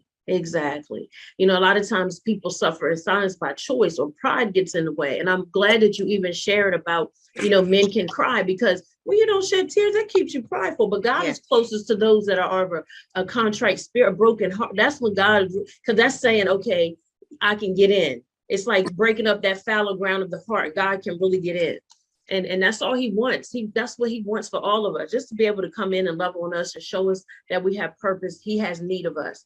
And so we're so, again, elated that you shared this time with us, and all those that are on here. Anything you want to say that we didn't add, anything you want to share to any of those that are listening right now or may come back and see this later? Anything you want to say, you have that liberty to do so. Just want to let everybody know it's possible, man. I say that because when I was in my active addiction, I didn't think I could get a day clean. And like today I sit here with 5 years. So if I can do it, anybody can. You just gotta open up. You gotta get vulnerable. You gotta call somebody. You gotta ask for help. Because the longer you stay quiet, the worse it's gonna get. And I'm saying that with experience, because there were so many times, man, where I wanted to reach out for help, or I wanted to cry out for help, but I didn't want to be judged, or I didn't want to be called a dope fiend or a crackhead or a junkie. But at the end of the day, like, my pride was getting in the way. Because if I would have reached out earlier, thankfully, I'm glad I went through what I went through. But because like you said, it's a lot of people out here dying who didn't reach out. I don't know, I'm ready to bring my son in here real quick. Okay. I want you to bring your son in. And I want to share this with you before you go get your son. I heard you say, I'm just a drug addict in recovery. Right? That's not who you are. Yeah. I want you to hear what I'm saying. That's not who you are. That's who you used to be. Right. From this day forward, every word that you speak out of your mouth over you, speak something different. Yes. Right. You are a man of God with purpose. Right. With a story to tell. Who shall live and not die. Right. And declare the works of the Lord. No, speak something that's who you used to be. Right. I got a lot of stuff I used to be too. Yeah. Right. But when I speak of myself now, I speak something different. And so that's what I want you to do. I'm excited for your future. I'm happy for you. Yes. I'm happy for you. I'm proud of you. Thank and you. I know this won't be the last time that I hear your name. No. But let us see who makes you proud. Let us see. This is awesome. This was awesome. Let us see. Look, we see the smile on his face already. Let us see. Hey. Absolutely handsome. Hey, little Dre. Hey. Handsome young man. Yeah. Yeah. Listen, we see the smile. No, listen. We see the smile that he actually puts on your face. Continue to be that great father. Continue to make memories with him. Right? Remember what you said. What he don't know, he don't have to know. It's a fact. You continue to make life great for you and him. Hi, little Andre. How are you doing? Nice to meet you, sir.